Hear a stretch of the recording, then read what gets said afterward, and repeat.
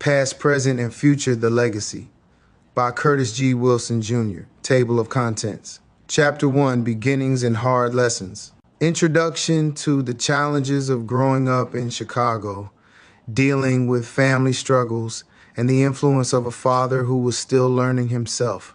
Chapter 2, From the Projects to a New Path. How life in the Village City Project shaped your mindset and your drive to change your future. Chapter 3, A Father's Guidance and My First Tools. How your father taught you to fix cars and maintain life, instilling skills that would later define your business. Chapter 4, Loss and Survival. The painful death of your sister Nene and how your family dynamics shifted after her passing. Chapter 5, The Turning Point. How the trauma of loss combined with your struggles at home led to a series of decisions that shaped your future. Chapter 6, Life Behind Bars. Your time in the Supermax facility, reflecting on how isolation pushed you to educate yourself and prepare for a different life. Chapter 7, Rebirth in Sioux Falls. Your move to Sioux Falls, South Dakota, where you began your journey to build a business from nothing. Chapter 8, Humble Beginnings. Starting with a 1983-9, a Regency and a rebuilt engine, your first car that became the cornerstone of your entrepreneurial journey. Chapter 9, Trials of Starting Fresh. The struggles and adjustments of setting up a business in a new place with limited resources. Chapter 10, Love for the Ride. Falling in love with the 1979 Chevy Malibu Classic, using it as a showcase of your skills and passion for cars. Chapter 11, The Power of Persistence. Pushing through the challenges and doubts, realizing that persistence was the key to your success. Chapter 12, The Landau Project. Rebuilding a 1982 Landau Malibu on a tight budget, demonstrating your ability to create beauty and functionality out of limited resources. Chapter 13, Finding Your Own Voice. How your growing success in business led to the realization that you had something unique to offer. Chapter 14, The Business of Building. Your approach to car repairs and building trust with customers, recognizing the importance of quality service. Chapter 15, Tragedy Strikes Again. Losing your brother in the penal system, a painful event that fueled your determination to never return to the criminal system. Chapter 16, Moving Forward in Memory. Using your brother's tragic death as a source of motivation to continue building your business and legacy. Chapter 17, The First Big Break. Securing your first major contract and realizing that your business could actually grow beyond your wildest dreams. Chapter 18, The Weight of Responsibility. Learning how to manage employees, finances, and the challenges of scaling your business. Chapter 19, Facing the Betrayal. The first signs of betrayal from those you trusted, dealing with the emotional toll of disloyalty. Chapter 20, Battling Chargebacks. How customers began to dispute charges, leading you into a battle over money and reputation. Chapter 21, Handouts and the Demands of Others. Dealing with clients wanting free services and the challenge of standing your ground while maintaining professionalism. Chapter 22, The Price of Loyalty. Understanding the true cost of loyalty in business and how it shaped your relationships with customers and employees. Chapter 23, Exposing the Saboteurs. Uncovering the betrayal within your circle, revealing that sabotage wasn't just coming from customers, but from those close to you. Chapter 24, Lawsuits and Confrontation. Taking legal action against those who wronged you and learning the ins and outs of the legal system in your fight for justice. Chapter 25, The Emotional Toll of Business. Reflections on how the highs and lows of entrepreneurship take a psychological and emotional toll. Chapter 26, Recovery and Rebuilding. How you started the long process of rebuilding your reputation and recovering from financial setbacks. Chapter 27, The Rise of Doubt. A deeper look into the self-doubt and fear that crept in as the pressure mounted, and how you confronted these emotions. Chapter 28, The Power of a Strong Team. The importance of surrounding yourself with the right people and how your team helped you push forward. Chapter 29, Creating a Vision. How you started to redefine your business and shape a vision for the future that went beyond just fixing cars. Chapter 30, Faith and the Journey. Turning to faith during times of struggle and how spiritual strength provided clarity and direction. Chapter 31, Growing Pains. Handling the growing pains of business, dealing with bigger orders, and realizing the scale of what you were building. Chapter 32, Customers Who Believe in You. Recognizing the importance of loyal customers who stuck by your side and how they played a key role in your success. Chapter 33, Expanding the Dream. Taking the first steps to expand your business, learning the lessons of growth and expansion. Chapter 34, The Strength to Keep Going. Finding the inner strength to keep moving forward, even when every step felt like a struggle. Chapter 35, Learning from Failure. Embracing failure as part of the process and understanding its role in shaping your business and character. Chapter 36, Building a Brand. How you transitioned from a mechanic to a well-respected brand and the steps you took to build your business identity. Chapter 37, From Chaos to Order. How the chaos of your personal life and business eventually gave way to structure and focus. Chapter 38, A New Beginning. Starting fresh after the turmoil with a renewed focus and a clear vision for your future. Chapter 39, Confronting the Betrayers, taking action against the people who sabotage your business and reclaiming your reputation. Chapter 40, The Long Road to Justice. The legal battle continues, but this time you have the upper hand and you begin to see justice being served.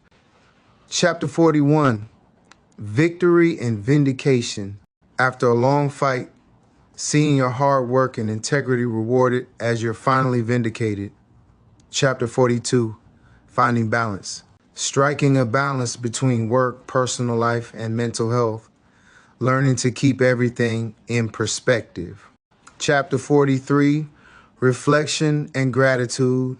Taking stock of everything you've accomplished, reflecting on how far you've come. Chapter 44, Family and Legacy. Building a legacy not just in business, but in family, passing down lessons and values to the next generation. Chapter 45, Success Redefined. How you've redefined what success means, focusing on personal growth and the impact you have on others. Chapter 46, Teaching the Next Generation. Mentoring younger people in the trade, passing on your knowledge, and seeing the cycle of growth continue. Chapter 47, The Future Unfolds. Looking to the future with a sense of hope and confidence, ready to tackle whatever comes next. Chapter 48, Strength and Unity. Realizing that the true strength of your business lies not just in you, but in the community you've built around it. Chapter 49, Closing the Chapter. Wrapping up the struggles of the past and closing the door on old wounds once and for all. Chapter 50, A New Era. Starting a new chapter in your life and business with fresh perspectives and newfound energy. Chapter 51, The Final Battle. The culmination of everything you fought for. A final showdown that brings all your strength, wisdom, and resilience to the forefront. Chapter 52, The Revelation. The big breakthrough, discovering the true source of your challenges and preparing for the final push. Chapter 53, The Fight Within, confronting your own fears and insecurities, realizing that victory is as much about internal strength as it is about external success. Chapter 54, The Legacy Lives On. The book concludes with the realization that the legacy you've built is not just in your business, but in the lives you've touched, and that the journey continues, shaping generations to come. This table of contents captures the essence of your journey, from struggle to redemption, building a business, handling betrayals, and ultimately finding peace and success. Each chapter represents a significant turning point, challenge, or victory that showcases your growth as both a business owner and an individual. Chapter 1, From the Projects to the Plan. My father, Curtis Wilson, was a complicated man. He had more kids than he could handle and was still trying to figure out life himself. He never really had the chance to grow up before he had to be a provider, and that showed in the way he raised us. He wasn't the kind of father who gave hugs or said, "I love you," but he taught me things in his own way. He showed me how to fix cars, how to survive, and how to be tough. Even though he was there physically for a good part of my early life, I can't say he was fully present. He had his struggles, and that meant we had ours too. Growing up in the Village City projects in Chicago with 10 siblings was like living in a world of constant noise, movement, and survival. My father did what he could, but my mother, Jacqueline Johnson, carried most of the weight. She tried to hold everything together while dealing with her own pain. After my sister Nene passed away in 1992, everything in our home changed. My mother fell into addiction, and the cracks in our family grew deeper. Curtis stayed around for a while, but he couldn't fix what was broken. Eventually he left, and after that, it was like we were all just trying to stay afloat. Despite everything, my father gave me my first lessons in cars. I was just 5 years old when I started working on them, standing by his side, handing him tools, watching how he moved.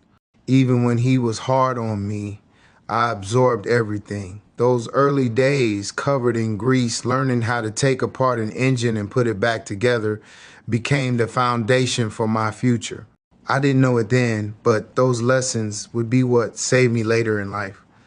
As I got older, I saw more of the world my father lived in. He wasn't a bad man, but he was a man shaped by his own hardships. He had moments where he tried, moments where he wanted to do better, but life had beaten him down. When he ended up in a nursing home, refusing to do much for himself, it was hard to watch. The man who once showed me how to turn a wrench now needed help just to get through the day. I still try to be there for him, but there's a distance between us that time and pain have created. With my father slowly fading into his own world, I had to figure out life on my own.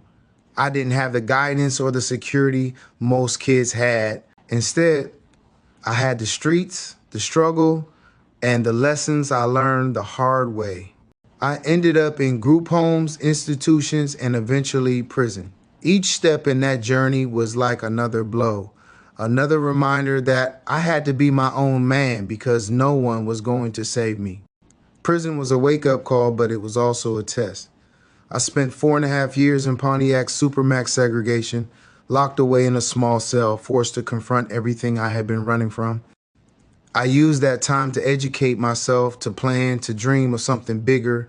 I told myself that when I got out, I was never coming back. I had to be more than just another statistic, another name lost in the system. When I got out, I moved to Sioux Falls, South Dakota with nothing but a 83-98 Regency, a bucket of tools, and a rebuilt 305 engine. That car lasted 3.5 years, but it was more than just transportation. It was proof that I could build something from nothing.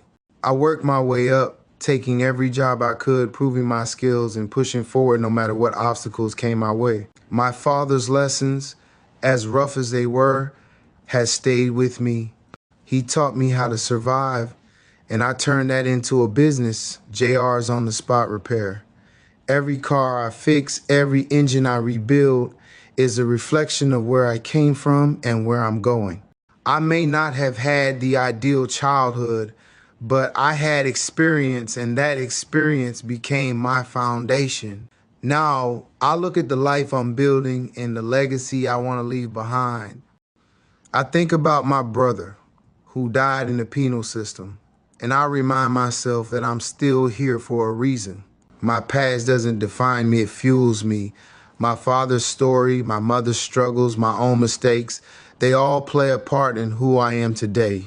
And who I am today is a man on a mission to build something that lasts. Chapter 2, Building Juniors on the Spot Repair. When I arrived in Sioux Falls, I was determined to make something out of nothing. I didn't have much to my name, but I had the skills I'd been sharpening since I was a kid and a relentless drive to succeed. I'd already rebuilt my own life. Rebuilding cars felt like second nature. With that 8398 Regency as my calling card, I started hustling, offering my services to anyone who'd give me a shot. The first big project I took on in Sioux Falls was a '79 Chevy Malibu Classic. It was a four-door candy cranberry red beauty, but it needed a lot of work. I saw it as a chance to prove myself. I customized it from top to bottom, adding my own touch to every inch of that car. When it was done, it wasn't just a car, it was a statement. It showed people what I was capable of and set the standard for my work. Soon after, I bought and rebuilt a '80 Landau Malibu.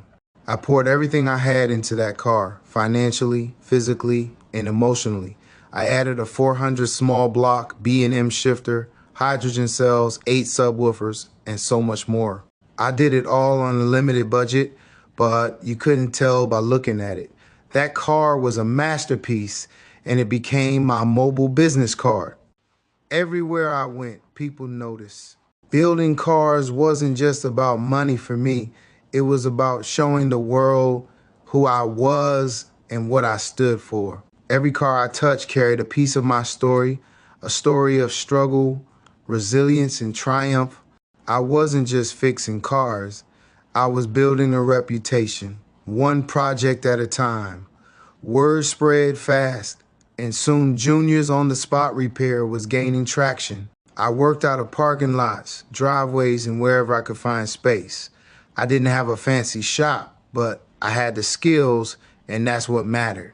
People trusted me because I poured my heart into every job. I wasn't just a mechanic, I was an artist, and my canvas was steel and chrome. It wasn't easy, but every late night and early morning was worth it. I wasn't just building cars, I was building a legacy. And with every car I finished, I got one step closer to the dream I'd been chasing since I was 14 years old. Chapter 3, Lessons from the Struggle. The journey to where I am today hasn't been a straight road. It's been full of twists, turns, and roadblocks. Losing my brother in 2021 was one of the hardest things I've ever faced. He was beaten and starved to death in the penal system, and that loss shook me to my core. It reminded me of where I'd come from and why I could never go back. That tragedy fueled my resolve to keep pushing forward no matter what. I knew I had to honor his memory by living a life he'd be proud of. It's not just about me anymore, it's about my family and the legacy I'm leaving behind. I've seen too many people get stuck in the cycle of poverty and violence, and I refuse to let that be my story. I've learned that every struggle comes with a lesson. Growing up in the projects taught me resilience. Losing my father taught me how to stand on my own 2 feet. My time in prison taught me the value of education and self-discipline. And starting my business taught me that nothing worth having comes easy. One of the biggest lessons I've learned is that you have to believe in yourself even when no one else does. When I started JR's on the Spot Repair, people doubted me. They thought I was just another guy with a dream that would never go anywhere. But I didn't let their doubts stop me. I knew what I was capable of, and I was determined to prove them wrong. Another lesson is that success isn't just about money, it's about impact. I want my work to inspire people, especially kids who come from where I come from. I want them to see that it's possible to overcome the odds and build something meaningful. Through all the ups and downs, one thing has remained constant: my drive to succeed. I've come a long way, but I'm not done yet. This is just the beginning of my story, and I'm ready for whatever comes next. Chapter 4, Lost and Found. By the time I was a teenager, life had pushed me into places I never thought I'd go. After my father left and my mom struggled with addiction, the streets filled in the gaps. I started bouncing between group homes, juvenile detention centers, and eventually mental institutions. Each place left a mark on me, some scars visible, others buried deep inside. The group homes were supposed to help, but they felt more like punishment. I was surrounded by kids who were just as lost as me, and the adults who were supposed to care often didn't. It was survival of the fittest, and I learned quickly that showing any weakness could cost you. I became tough, not because I wanted to, but because I had to. The mental institutions were a different kind of battle. They didn't just lock you up. They tried to fix you in ways that didn't always make sense. I spent hours talking to therapists who didn't understand where I came from. They throw around words like trauma and resilience, but it all felt hollow. I wasn't broken. I was just a product of my environment. Prison, though, was the lowest point. I landed in Pontiac Supermax segregation for 4.5 years. The first few months were a blur of anger and hopelessness, but something changed inside me. I realized that if I didn't take control of my life, I'd never get out of that cycle. So I started educating myself. I read every book I could get my hands on, from mechanics manuals to self-help guides. I used the time to plan my future. One thing I'll never forget about prison is the loneliness. You're surrounded by people, but it's the loneliest place in the world. It forces you to look in the mirror and face the person you've become. I didn't like what I saw at first, but I knew I had the power to change it. Those years in Pontiac didn't just break me, they built me. When I finally got out, I vowed never to go back. I moved to Sioux Falls to start fresh, but I carried those experiences with me. They became a part of who I am, not something to hide, but something to learn from. The group homes, the institutions, and the prison didn't define me, they refined me. Chapter 5, The Group Home Chronicles. Life in the group homes was a cycle of instability. Each time I was placed in a new home, it felt like starting over from scratch. The faces changed, but the struggles stayed the same. Kids from all walks of life, each carrying their own pain, were thrown together in a system that barely kept us afloat. We weren't treated like individuals, we were just numbers in a file. Some of the homes were better than others, but none of them felt like home. The staff were supposed to care, but many of them were just there for a paycheck. I learned quickly that I couldn't rely on anyone but myself. Trust was a luxury I couldn't afford, and vulnerability could be dangerous. The hardest part was feeling like I didn't belong anywhere. I watched other kids get visits from family while I sat alone, wondering if anyone even remembered I was there. That loneliness planted a seed of anger in me. I didn't understand why life had to be this way, why I had to fight so hard just to feel seen. But even in the darkest moments, I found ways to survive. I clung to the lessons my father had taught me, lessons about resilience, about using your hands to build something out of nothing. I started tinkering with anything I could find: bikes, broken radios, anything mechanical. It was my escape, a small reminder that I could still create something good in a world that felt broken. Looking back, I realized those years taught me strength. They showed me how to adapt, how to stand up for myself, and how to keep going when everything around me was falling apart. The group homes didn't break me, they prepared me for the battles ahead. I carried those lessons with me when I finally left the system. They became the foundation for the man I would become, the man who refused to let his circumstances define him. Chapter 6, Prison Walls, Unbroken Spirit. Walking into Pontiac Supermax for the first time felt like stepping into a nightmare. The cold concrete walls, the sounds of metal doors slamming shut. It was a place designed to strip you of your humanity. I was angry, scared, and full of regret, but I was also determined. I knew I couldn't let this place destroy me. The days were long and monotonous, but I found ways to keep my mind sharp. I spent hours in the library devouring books about mechanics, business, and self-improvement. Each page was a small act of defiance, a way of saying, "You won't take my mind from me?" I started writing down my plans, outlining the future I wanted to build. Isolation was the hardest part. Being locked in a cell for 23 hours a day messes with your head. But in that silence, I found clarity. I started to see my past for what it was. A series of choices, some good, some bad, but all mine. And I realized that if I wanted a different future, I had to make different choices. Prison wasn't just about survival, it was about transformation. I learned how to control my emotions, how to think before I acted, and how to find strength in the face of adversity. Those lessons didn't come easy, but they were necessary. By the time I walked out of those gates, I wasn't the same person who had walked in. I was focused, disciplined, and ready to build the life I'd been dreaming about. Pontiac didn't defeat me, it sharpened me. That experience became a turning point in my life. It reminded me of what I was capable of and showed me that even in the darkest places, there's a way forward. Chapter 7, Trials of the Mind.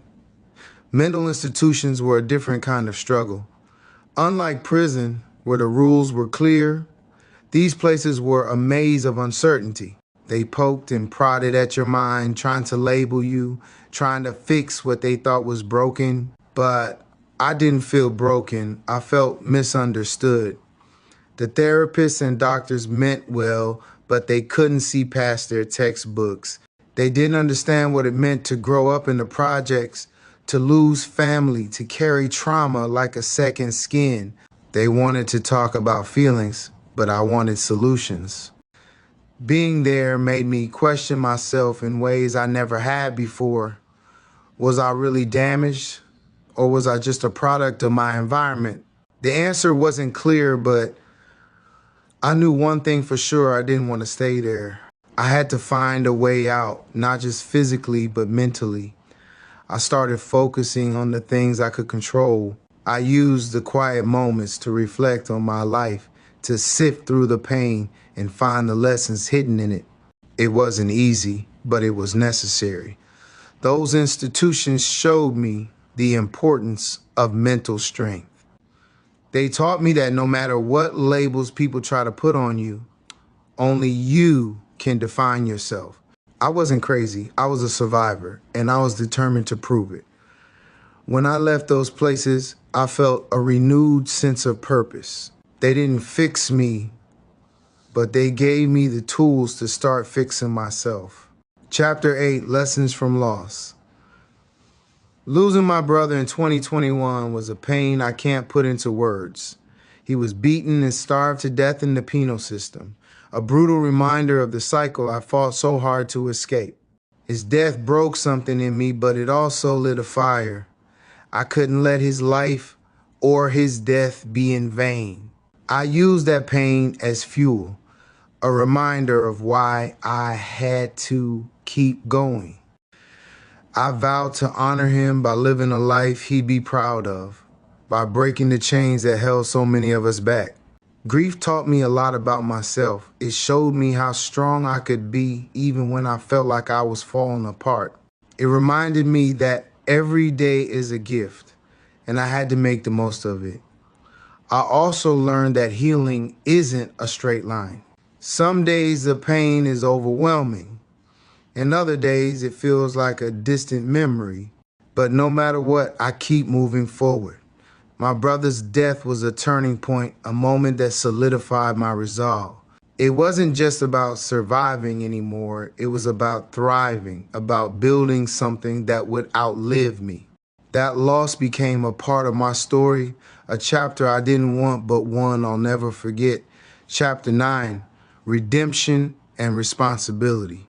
When I started my business, I wasn't just building cars, I was rebuilding myself. Every project was a step toward redemption, a way to prove to myself and the world that I could be more than my past. I took responsibility for my life in a way I never had before. I stopped blaming my circumstances and started focusing on what I could control. It wasn't easy, but it was worth it. Building JRs on the spot repair wasn't just about making money. It was about creating a legacy, something my family and community could be proud of. I wanted to show people that no matter where you come from, you can rise above it. I also felt a responsibility to the younger generation. I wanted to be a role model to show them that it's possible to turn your life around. My story wasn't just mine, it was a testament to what's possible when you refuse to give up. Through my business, I found a sense of purpose I'd never felt before. It wasn't just about cars, it was about people, about connections, about building something bigger than myself. Redemption isn't a destination, it's a journey. And every day I take another step forward. Chapter 10, The Legacy of Nene. My sister Nene's death left an unfillable void in my heart, but her memory became my motivation. She was more than a sibling. She was my safe space in a world that often felt hostile. Losing her at such a young age shattered me, but it also planted a seed for the man I would become. I often think about how proud Nene would be of the life I've built. She never got the chance to see my journey unfold, but I feel her presence every time I accomplish something new. Her absence is a constant reminder of how short life can be and why every moment matters. Growing up, Nene was my confidant. She understood me in ways no one else did. I remember her laughter, her strength, and her ability to find light even in the darkest moments. When I face challenges now, I think of her resilience and draw strength from her spirit. Her death forced me to confront the fragility of life. It made me question my choices, my future, and what I wanted to leave behind. I realized that if I didn't take control of my life, I could end up like so many others, lost to the streets, the system, or worse. Nene's legacy is woven into everything I do. Her memory pushes me to be better, to do better, and to honor her in every way I can. She may be gone, but she will never be forgotten. As I write this chapter, I feel a mix of pain and gratitude. Pain for the loss, but gratitude for the lessons her life and death taught me. Nene's story isn't just a part of my past, it's a driving force in my present and future. Chapter 11, Building Juniors on the Spot Repair. Starting Juniors on the Spot Repair wasn't easy. I didn't have a blueprint, just a vision and the determination to make it a reality. My first shop was the trunk of a car, and my first tools were a mismatched collection I scraped together over the years. I'll never forget the feeling of pride when I fixed my first customer's car. It wasn't just about the money, it was about proving to myself that I could do it. Every car I worked on was a small victory, a step closer to building something lasting. The early days were filled with challenges. I didn't have much money, and every dollar I earned went right back into the business. There were times I wanted to quit, but the thought of going back to my old life kept me moving forward. My work wasn't just about fixing cars, it was about building relationships. Customers weren't just transactions. They were people with stories, struggles, and dreams. I wanted them to know that they could trust me, not just with their vehicles, but with their time and money. Over time, my reputation grew. People started talking about the guy who could fix anything, no matter how old or beat up it was. That reputation became the foundation of my business, and it's something I protect fiercely to this day. Looking back, I'm proud of how far I've come. Junior's on the spot repair isn't just a business, it's a testament to hard work, resilience, and the power of a dream. Chapter 12, the power of perseverance. Perseverance has been the thread running through my entire life. From the projects of Chicago to the Supermax of Pontiac, every step of my journey has required grit and determination. There were times when giving up seemed like the easiest option. The weight of my circumstances often felt unbearable, but I learned that pain is temporary and quitting lasts forever. Every obstacle I faced was a test, and every time I overcame one, I became stronger. One of the biggest lessons I've learned is that perseverance isn't about never falling. It's about getting back up every time you do. Life has knocked me down more times than I can count, but each time I've risen stronger and more focused. Perseverance is also about faith. Faith in yourself, in your vision, and in the people who believe in you. I've had moments of doubt, but I've always come back to the belief that I'm capable of more. That belief has carried me through some of my darkest days. Through perseverance, I've discovered my own resilience. I've learned that no matter how hard life gets, there's always a way forward. It's not always easy, but it's always worth it. Today, perseverance is more than a survival tool. It's a mindset. It's the belief that anything is possible if you're willing to work for it, fight for it, and never give up. Chapter 13, Family Ties. Family has always been both a blessing and a challenge in my life. Growing up in a household with 10 siblings was chaotic, to say the least. We didn't have much, but we had each other, and that bond was unbreakable. My relationship with my father was complicated.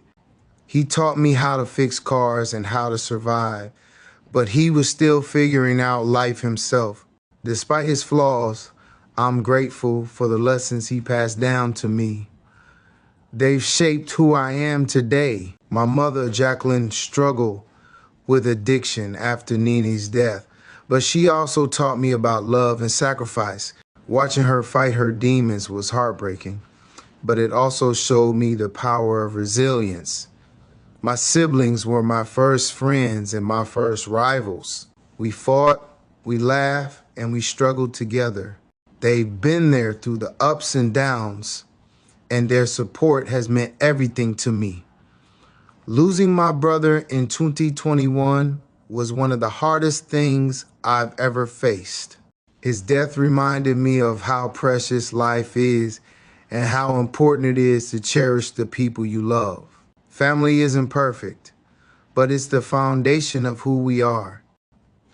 My family has shaped me, challenged me, and supported me in ways I'll never forget. Chapter 14, Giving Back. As my business grew, I realized I wanted to do more than just fix cars. I wanted to give back to the community. I wanted to be a source of hope for people who felt like they had none. One of the ways I give back is by mentoring young people. I see so much of myself in them, kids who are struggling, kids who feel like the world has given up on them. I want them to know that there's a way out, that their past doesn't have to define their future. I've also started giving free repairs to single mothers and families in need. It's my way of paying it forward, of showing gratitude for the opportunities I've been given. Giving back isn't just about helping others, it's about healing myself. Every time I make a difference in someone's life, it reminds me of why I started this journey in the first place. The joy I see on people's faces when I help them is priceless. It's a reminder that success isn't just about what you achieve, it's about what you give. Through giving back, I found a deeper sense of purpose. It's not just about building a business, it's about building a legacy. Chapter 15, Dreams Realized. As I look back on my journey, I'm amazed at how far I've come. From the streets of Chicago to owning my own business, it feels like a dream come true. But success isn't just about reaching your goals. It's about the journey. Every challenge, every setback, and every victory has taught me something valuable. I've learned that dreams don't come easy. They require hard work, sacrifice, and an unshakable belief in yourself. But when you finally achieve them, it's worth every struggle. My dream wasn't just to build a business, it was to build a life I could be proud of. And today, I can say that I've done that. There's still more I want to accomplish, but for now, I'm grateful for what I've achieved. This journey has been about more than just success. It's been about redemption, growth, and purpose. As I close this chapter of my life, I'm excited for what's next. The best is yet to come. Chapter 16, The Weight of Regret. Regret has been one of the heaviest burdens I've carried. It's not just about the mistakes I've made, but the time I lost, the opportunities I missed, and the people I hurt along the way. Sometimes I wish I could go back and change things, but life doesn't give you do-overs. Prison was one of the hardest places to wrestle with regret. Sitting in a cell for years forces you to face yourself in ways you never imagined. The silence, the isolation, it strips away all distractions and leaves you with nothing but your thoughts. I thought about my mother, who needed me, and my siblings, who were left to fend for themselves. I thought about the dreams I'd abandoned and the potential I wasted. Every moment of regret felt like a chain holding me down, but I knew I couldn't let it break me. Instead of being consumed by regret, I used it as fuel. I couldn't change the past, but I could control how I moved forward. I made a promise to myself that I would never end up back in that place physically or mentally. One of the hardest parts of regret is forgiving yourself. I struggled with that for a long time, but I realized that holding on to guilt was only holding me back. I had to accept that I wasn't perfect and that my mistakes didn't define me. Regret taught me the value of accountability. I learned to own my actions and take responsibility for my choices, both good and bad. It's not an easy lesson, but it's one that has shaped me into the man I am today. Now, I try to live with as few regrets as possible. I focus on making decisions that align with my values and my goals, knowing that every choice I make impacts not just me, but the people around me. Chapter 17, Redemption Through Hard Work. When I first started Juniors on the Spot Repair, it wasn't just about cars, it was about redemption. I needed to prove to myself and everyone else that I was capable of something great. Working on cars became my therapy. Every engine I fixed, every transmission I rebuilt was like piecing together the broken parts of my life. It gave me a sense of purpose and a way to channel my energy into something positive. There were days when I doubted myself, but I kept pushing. I knew that hard work was the only way to build the life I wanted. There were no shortcuts, no easy roads, just grit, determination, and a lot of sweat.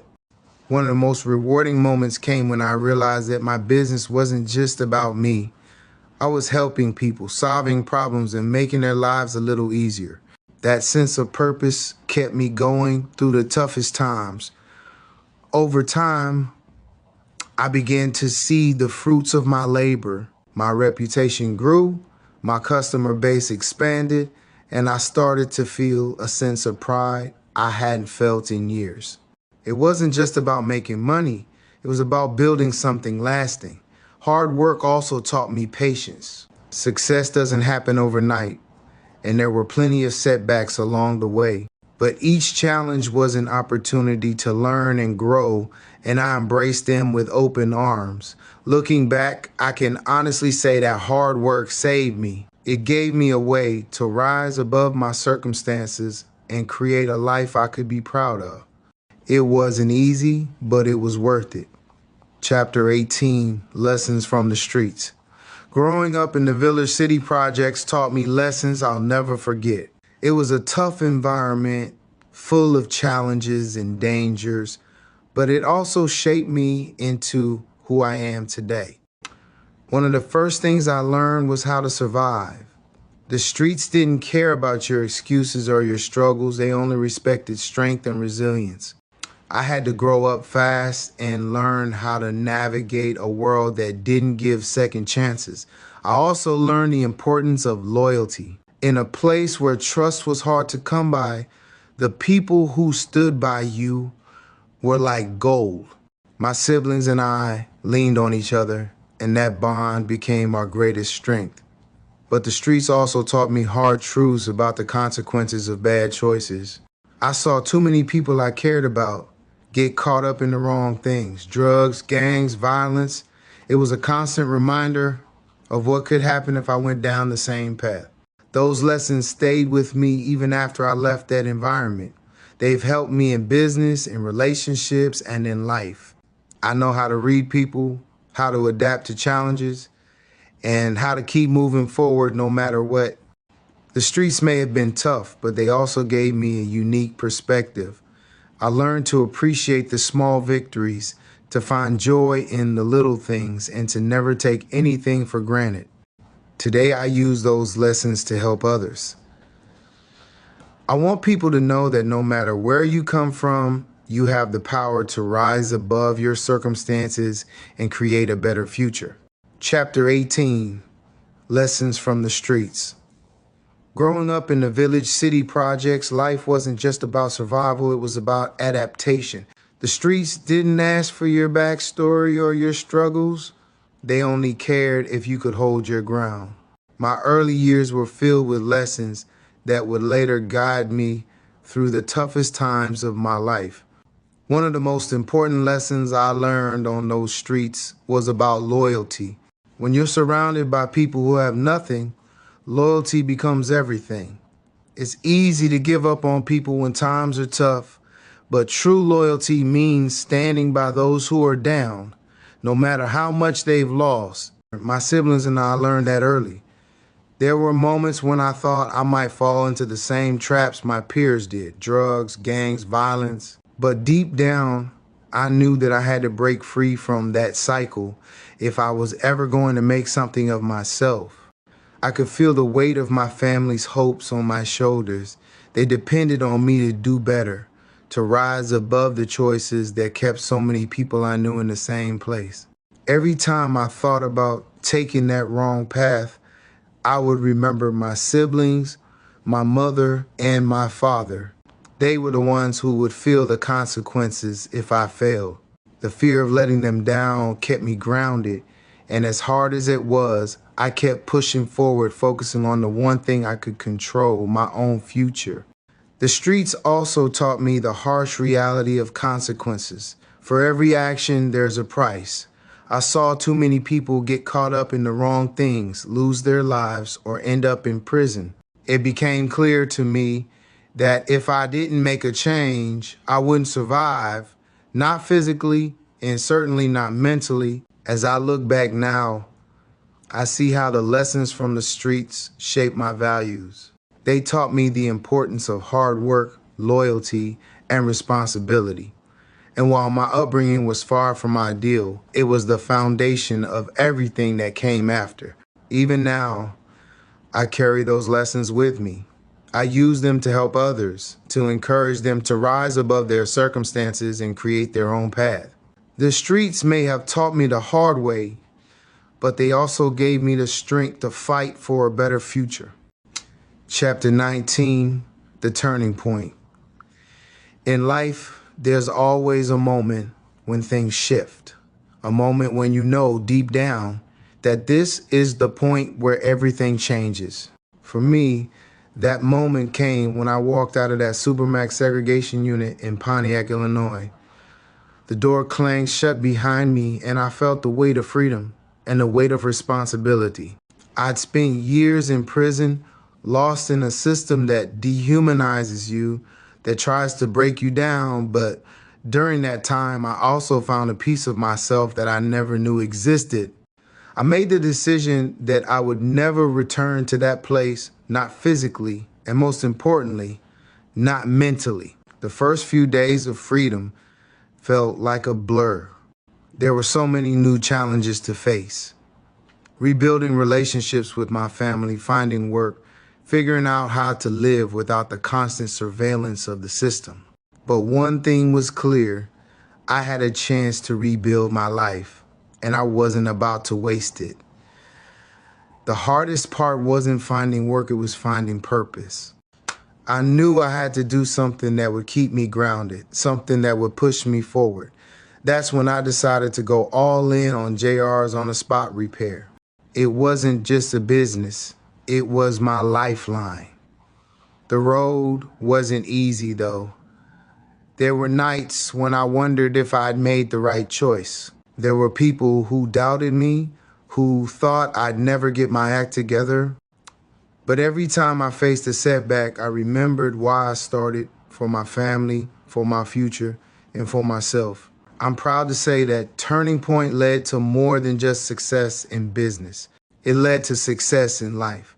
I learned to forgive myself, to let go of the anger and regret, and to focus on what I could control, my actions. Looking back, I can see how that moment shaped everything that came after. I didn't just walk out of prison, I walked into a new chapter of my life, one where I could finally take control and build something real. Chapter 20, the power of family.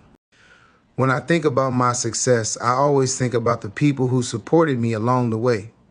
Family isn't just about blood, it's about those who stand by you, lift you up, and never let you fall. My family was my rock, even when everything around me was crumbling. My siblings were the ones who kept me going through the hardest times. We shared the same struggles, the same dreams, and the same hope for a better life. We leaned on each other when the world seemed against us. They taught me that family isn't just about being there during the good times, but sticking together through the worst. My mother was a complicated figure in my life, struggling with addiction, but even through her battles, she was always there for me. Her love was unconditional, and that's something I'll never forget. My father, despite his own shortcomings, taught me some of the most valuable lessons of my life. He showed me how to fix things, how to maintain what you have, and how to survive even when it feels like the world is against you. It wasn't just my immediate family either. I had a community of people who believed in me even when I didn't believe in myself. They were the ones who pushed me, who saw something in me that I couldn't see at the time. They showed me the power of belief, the power of someone else saying, "You can do this. Family isn't perfect. We have our flaws, our disagreements, and our challenges. But what matters is that we stand together when it counts." I wouldn't be here today without the support of my family. Today, I carry that sense of responsibility with me. I'm not just building a business, I'm building a legacy for my family, for my future, and for everyone who has ever believed in me. Chapter 21, Embracing Hardship. The truth is, hardship has always been a part of my life. From childhood to prison to building my business, I've faced more than my fair share of struggles. But the one thing I've learned is that hardship doesn't define you, how you respond to it does. When I was locked away in segregation, I had two choices. I could let the system break me, or I could use it to build myself up. I chose the latter. Every day in that cell, I worked on my mind, my spirit, and my plan for the future. I wasn't going to let that place win. Building JR's on-the-spot repair wasn't easy either. There were long hours, setbacks, and challenges I didn't see coming. But instead of getting discouraged, I leaned into those hardships. I knew that if I could survive prison, I could survive anything.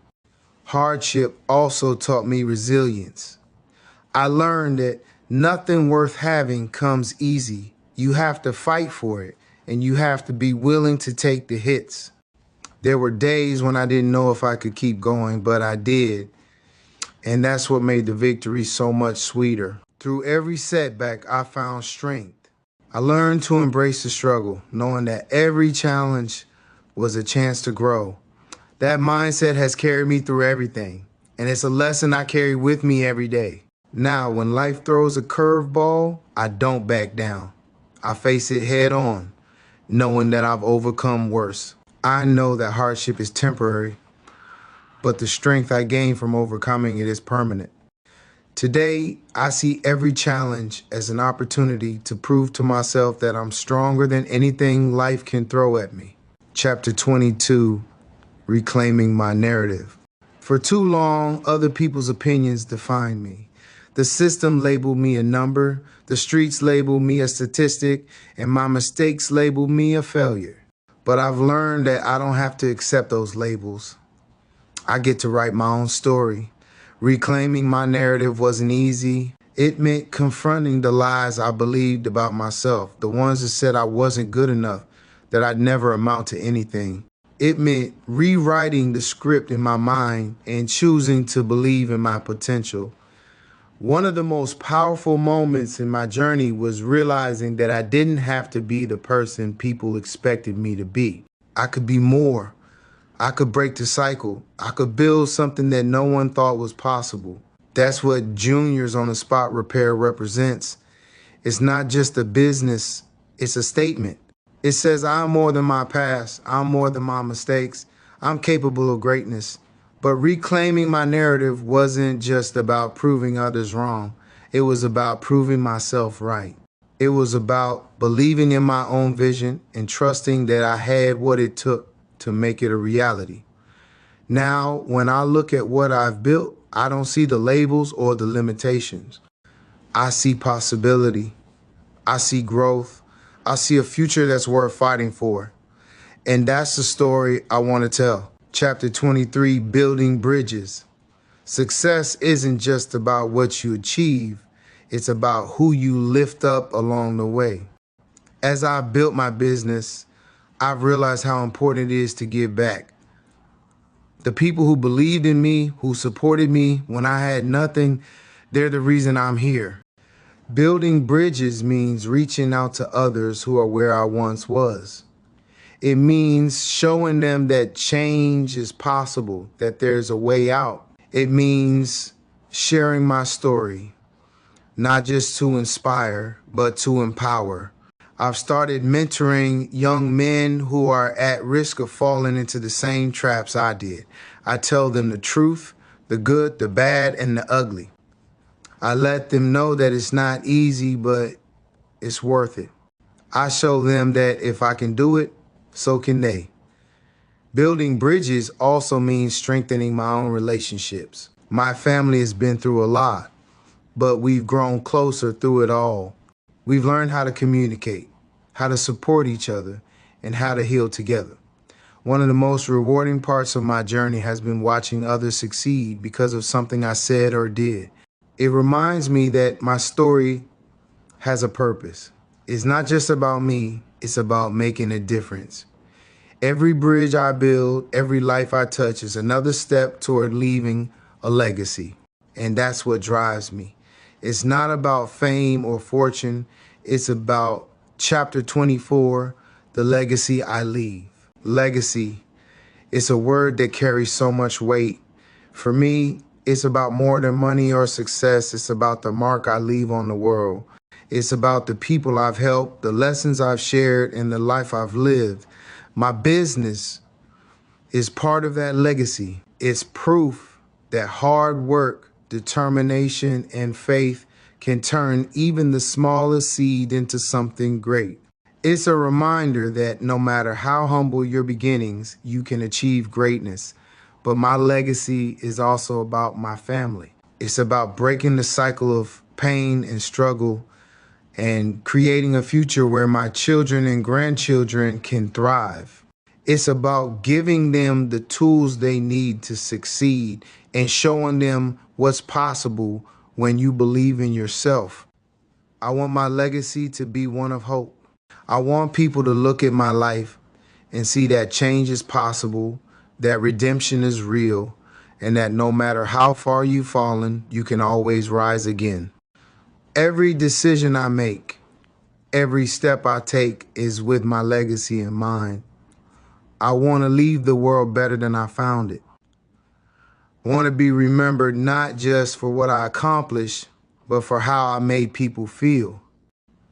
As I near the end of this chapter in my life, I'm more focused than ever on the impact I want to have. I know that my story isn't just about me. It's about everyone who's ever felt lost, broken, or forgotten.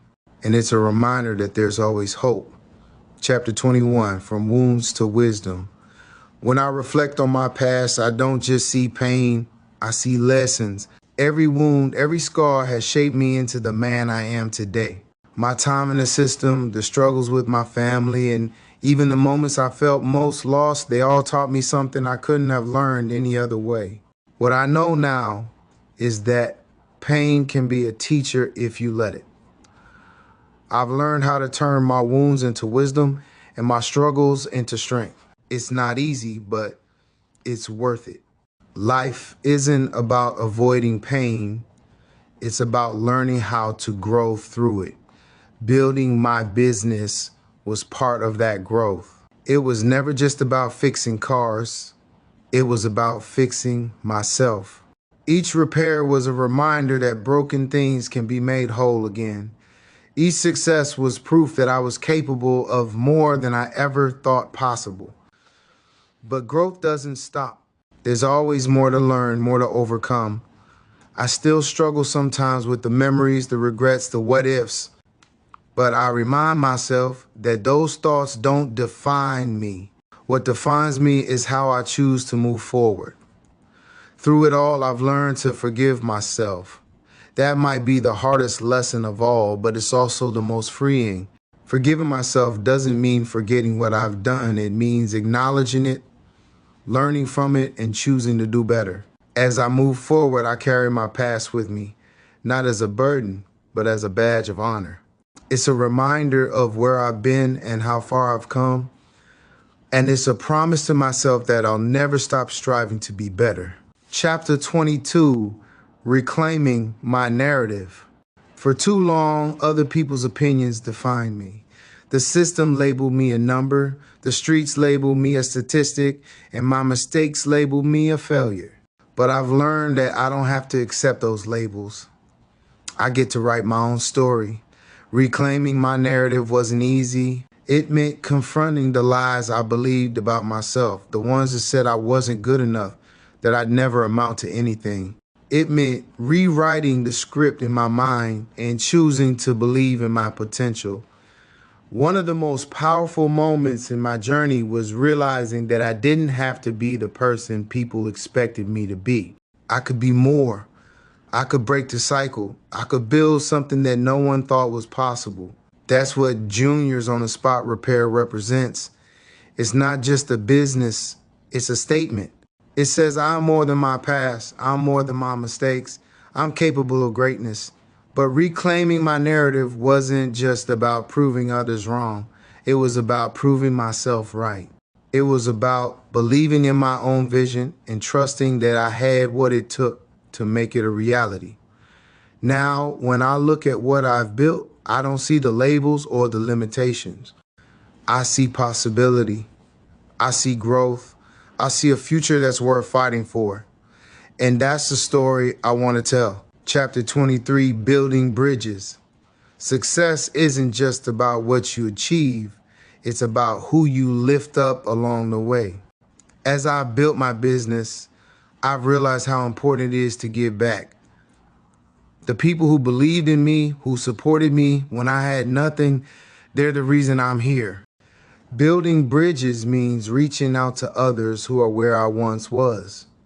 It means showing them that change is possible, that there's a way out. It means sharing my story, not just to inspire, but to empower. I've started mentoring young men who are at risk of falling into the same traps I did. I tell them the truth, the good, the bad, and the ugly. I let them know that it's not easy, but It's worth it. I show them that if I can do it, so can they. Building bridges also means strengthening my own relationships. My family has been through a lot, but we've grown closer through it all. We've learned how to communicate, how to support each other, and how to heal together. One of the most rewarding parts of my journey has been watching others succeed because of something I said or did. It reminds me that my story has a purpose. It's not just about me, it's about making a difference. Every bridge I build, every life I touch is another step toward leaving a legacy. And that's what drives me. It's not about fame or fortune, it's about impact. Chapter 24, the legacy I leave, legacy. It's a word that carries so much weight. For me, it's about more than money or success. It's about the mark I leave on the world. It's about the people I've helped, the lessons I've shared, and the life I've lived. My business is part of that legacy. It's proof that hard work, determination, and faith can turn even the smallest seed into something great. It's a reminder that no matter how humble your beginnings, you can achieve greatness. But my legacy is also about my family. It's about breaking the cycle of pain and struggle and creating a future where my children and grandchildren can thrive. It's about giving them the tools they need to succeed and showing them what's possible when you believe in yourself. I want my legacy to be one of hope. I want people to look at my life and see that change is possible, that redemption is real, and that no matter how far you've fallen, you can always rise again. Every decision I make, every step I take is with my legacy in mind. I want to leave the world better than I found it. I want to be remembered not just for what I accomplished, but for how I made people feel. As I near the end of this chapter in my life, I'm more focused than ever on the impact I want to have. I know that my story isn't just about me. It's about everyone who's ever felt lost, broken, or forgotten.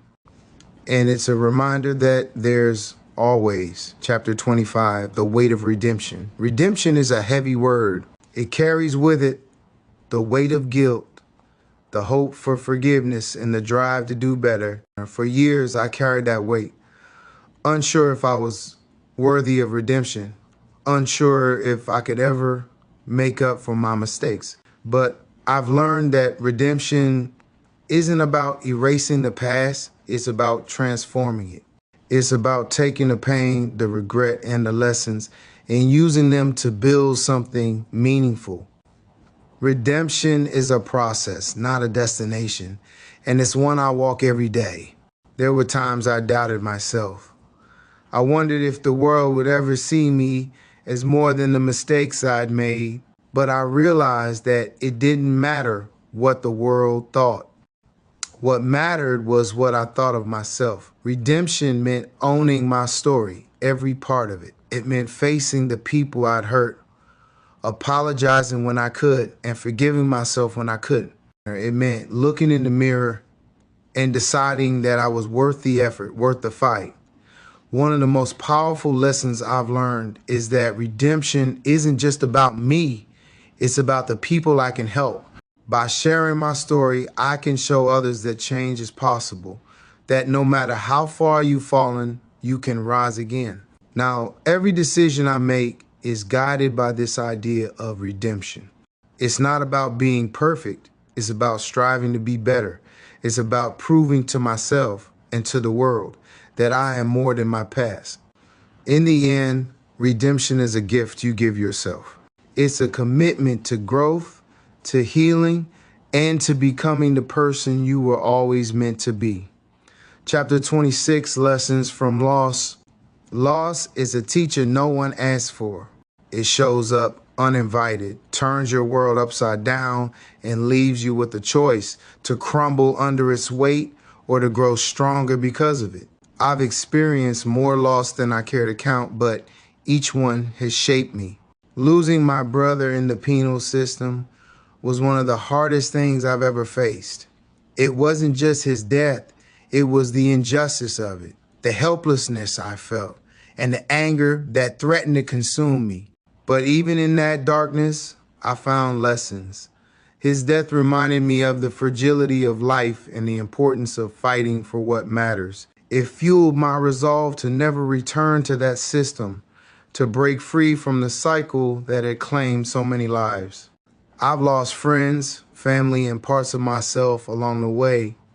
Each loss left a hole, a void that could never truly be filled. But I've learned that healing doesn't mean forgetting. It means finding ways to honor those we've lost while continuing to move forward. Loss has also taught me gratitude.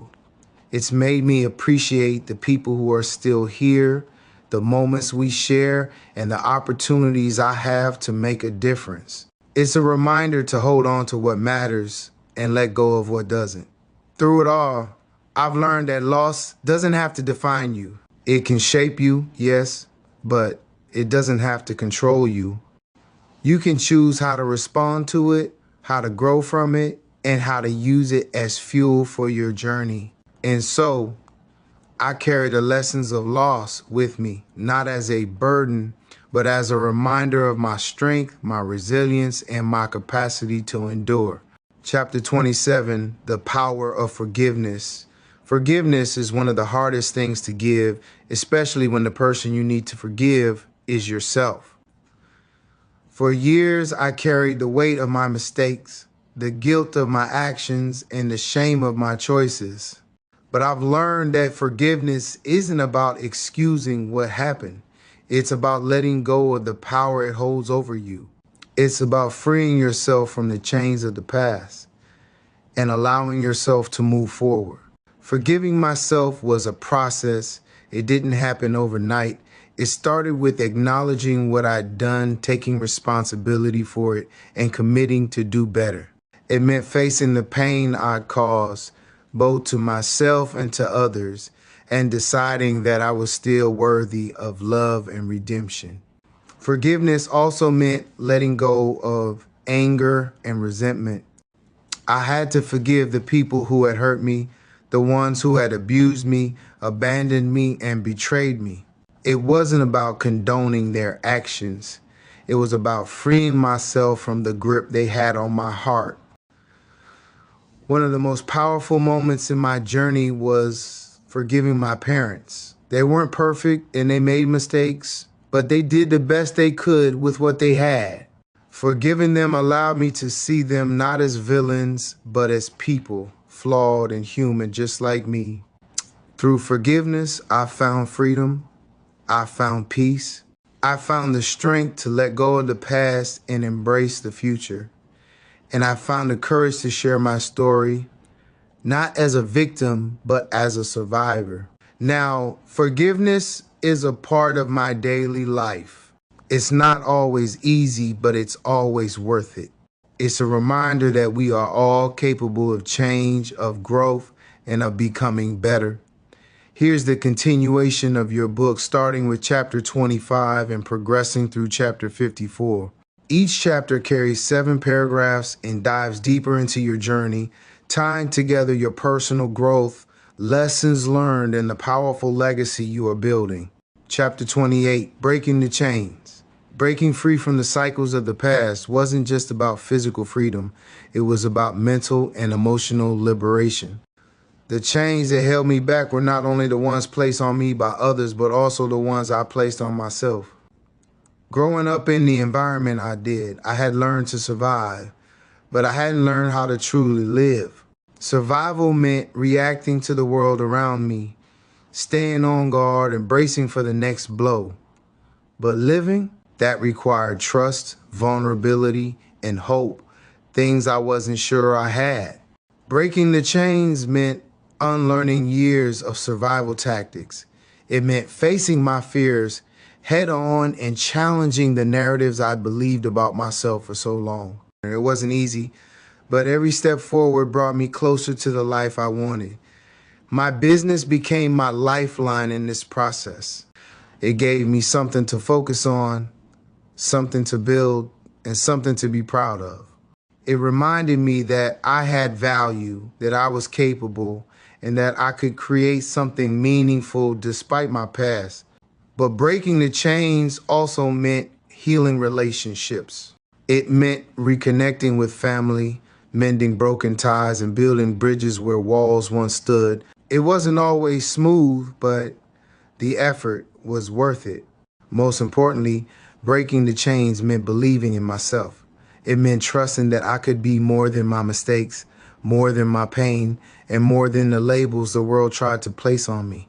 Now, as I look at the life I built, I see the proof of my freedom. The chains no longer define me, I define myself. Chapter 29, The Strength in Vulnerability. For most of my life, I equated vulnerability with weakness. In the streets, in the system, even in my own family, showing emotion felt like painting a target on my back. So I built walls. I hid behind anger, pride, and silence.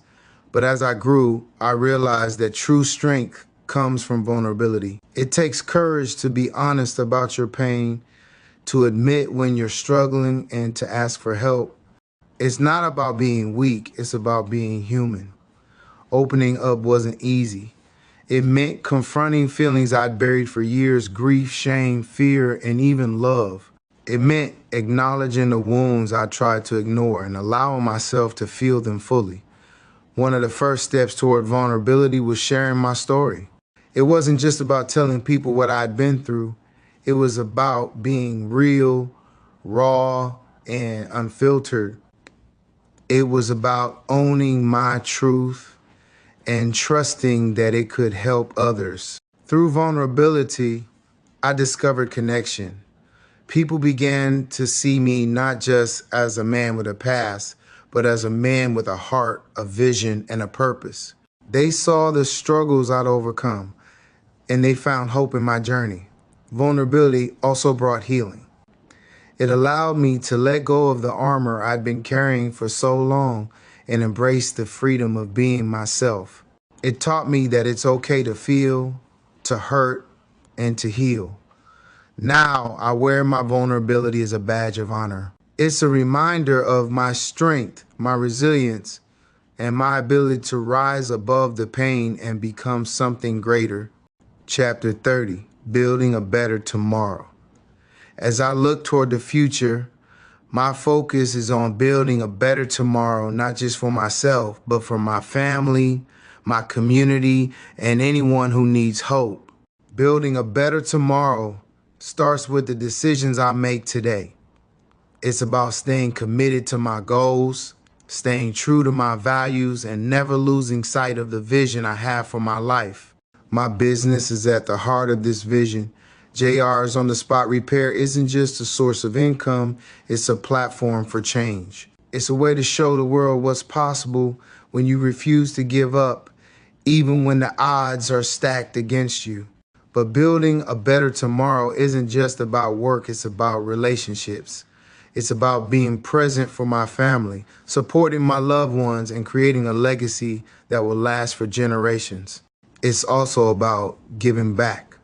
I've been blessed with opportunities to mentor others, to share my story, and to inspire change. Whether it's through community programs, speaking engagements, or one-on-one conversations, I'm committed to making a difference.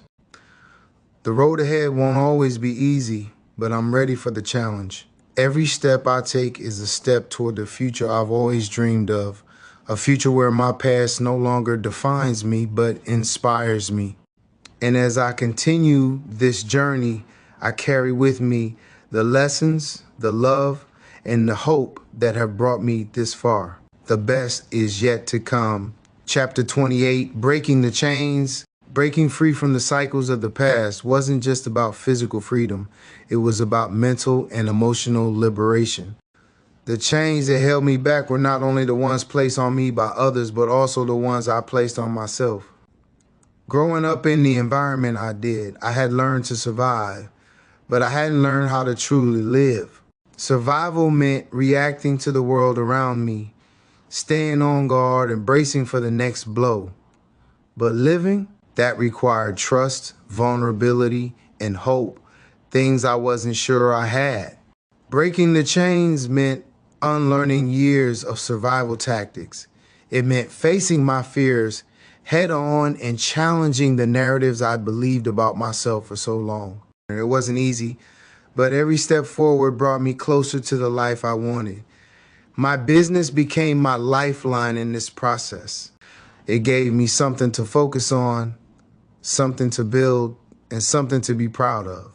It reminded me that I had value, that I was capable, and that I could create something meaningful despite my past.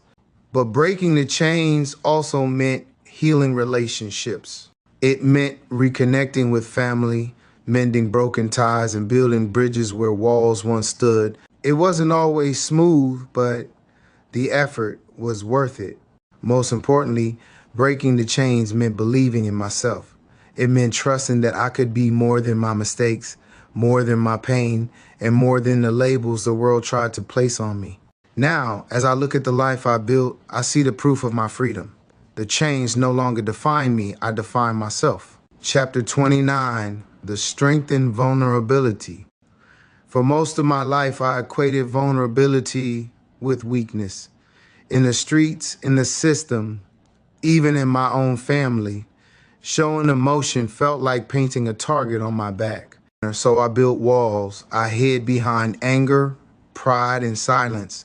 But as I grew, I realized that true strength comes from vulnerability. It takes courage to be honest about your pain, to admit when you're struggling, and to ask for help.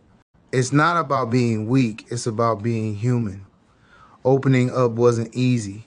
It meant confronting feelings I'd buried for years, grief, shame, fear, and even love. It meant acknowledging the wounds I tried to ignore and allowing myself to feel them fully. One of the first steps toward vulnerability was sharing my story. It wasn't just about telling people what I'd been through. It was about being real, raw, and unfiltered. It was about owning my truth and trusting that it could help others.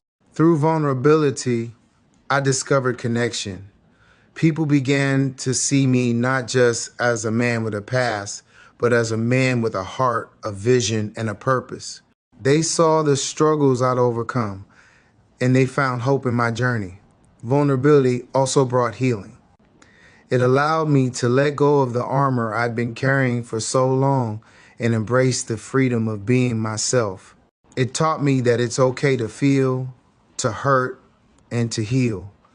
Now I wear my vulnerability as a badge of honor. It's a reminder of my strength, my resilience, and my ability to rise above the pain and become something greater. Chapter 30, Building a Better Tomorrow. As I look toward the future, my focus is on building a better tomorrow, not just for myself, but for my family, my community, and anyone who needs hope. Building a better tomorrow starts with the decisions I make today. It's about staying committed to my goals, staying true to my values, and never losing sight of the vision I have for my life. My business is at the heart of this vision. JR's On the Spot Repair isn't just a source of income, it's a platform for change. It's a way to show the world what's possible when you refuse to give up, even when the odds are stacked against you. But building a better tomorrow isn't just about work, it's about relationships. It's about being present for my family, supporting my loved ones, and creating a legacy that will last for generations. It's also about giving back. I've been blessed with opportunities to mentor others, to share my story, and to inspire change. Whether it's through community programs, speaking engagements, or one-on-one conversations, I'm committed to making a difference. The road ahead won't always be easy, but I'm ready for the challenge. Every step I take is a step toward the future I've always dreamed of, a future where my past no longer defines me, but inspires me. And as I continue this journey, I carry with me the lessons, the love, and the hope that have brought me this far. The best is yet to come. Chapter, Standing on My Own 2 Feet. There's a moment in everyone's life when they realize they have to stand on their own. For me, That moment came after years of relying on survival instincts, external validation, and the hope that someone else would come to my rescue. Standing on my own wasn't just about financial independence or building my business, it was about emotional and mental independence. It was about learning to trust myself, make my own decisions, and believe in my ability to navigate life's challenges. In the early days of starting my business, I didn't have much to fall back on. I had my skills, my determination, and the belief that I could make something out of nothing. That belief was tested time and time again, but I refused to give up. The toughest part was letting go of the fear that I wasn't enough. For so long, I'd internalized the idea that my mistakes defined me, that I wasn't worthy of success or happiness. But standing on my own meant proving to myself that I was more than my past. There were days when the weight of responsibility felt overwhelming. Days when I questioned if I had made the right choices, if I was capable of carrying the load. But every time I faced those doubts, I reminded myself of how far I'd come and how much I'd overcome. Standing on my own 2 feet didn't mean I did it all alone. Along the way, I found mentors, friends, and allies who believed in me and supported me. But it was my willingness to take the first step, to keep moving forward, that made all the difference. Now, as I look back on that journey, I realized that standing on my own wasn't just about survival, it was about thriving. It was about building a life I could be proud of and showing myself that I was capable of greatness. Chapter 32, The Hustle Never Stops. If there's one thing I've learned in this life, it's that the hustle never stops. Success isn't a destination, it's a journey. And that journey requires constant effort, focus, and determination. When I started JR's on the spot repair, I knew it wouldn't be easy. I knew I'd have to outwork, outthink, and outperform to make a name for myself. But what I didn't realize was how much I'd have to grow as a person to sustain that success. The hustle wasn't just about the work, it was about the mindset. It was about waking up every day with a sense of purpose and a drive to keep pushing forward, no matter what obstacles came my way. I faced challenges that would have made the old me give up. Financial setbacks, tough competition, and moments of self-doubt all tested my resolve. But the hustle taught me to adapt, to innovate, and to keep moving, even when the road got rough. The hustle also taught me the importance of balance. At first, I thought success meant working nonstop, sacrificing everything for the grind. But I've learned that true success comes from finding harmony between work and family, ambition and gratitude, drive and rest.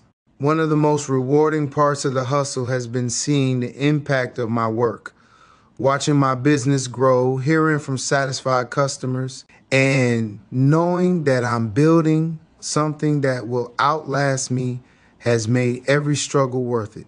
The hustle never stops, but neither do I. Every step I take is a testament to my resilience, my determination, and my refusal to settle for anything less than greatness. Chapter 33, Forging a Legacy. Building a legacy isn't just about what you leave behind.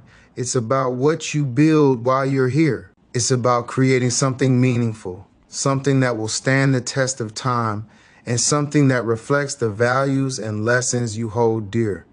For me, my legacy starts with my family. They've been my motivation, my inspiration, and my reason for never giving up.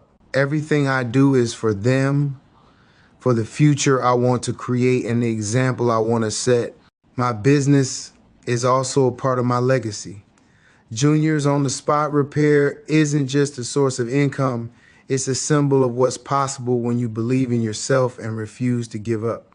It's a testament to the power of hard work, determination, and vision.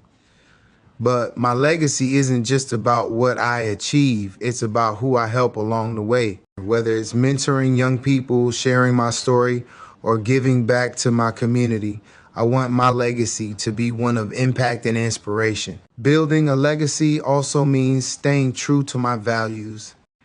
It means prioritizing integrity, treating people with respect, and never losing sight of what really matters. It's about being the kind of person I want my children and grandchildren to look up to. Every decision I make, every challenge I face, and every success I achieve is a step toward that legacy. It's a reminder that my life is bigger than me. It's about the people I touch, the lives I change, and the difference I make. Chapter 34, The Weight of Redemption. Redemption is heavy. It's not just about proving something to the world, it's about proving it to yourself. Carrying the weight of my past while trying to build a future requires strength I didn't know I had. For years, I thought redemption would come all at once, like flipping a switch. But I learned it's a process. It's in the small decisions, the daily discipline, and the willingness to confront yourself every step of the way. One of the hardest parts of redemption was forgiving myself. I carried guilt for the choices I made, the people I hurt, and the time I lost. But I realized I couldn't move forward while holding on to those chains. Letting go wasn't easy, but it was necessary. I found redemption in my work. Every car I repaired was more than just a job. It was a piece of my story, a testament to my growth. I poured my heart into every project, knowing it was my chance to rebuild not just engines, but my life. Redemption also came in the relationships I rebuilt. Apologies don't erase the past, but they open the door for healing. Reconnecting with family and friends, earning their trust, and showing them my change became part of my journey. And most importantly, redemption was about action. It wasn't enough to say I wanted to be better, I had to show it. Through consistency, hard work, and humility, I proved to myself and others that I was more than my mistakes.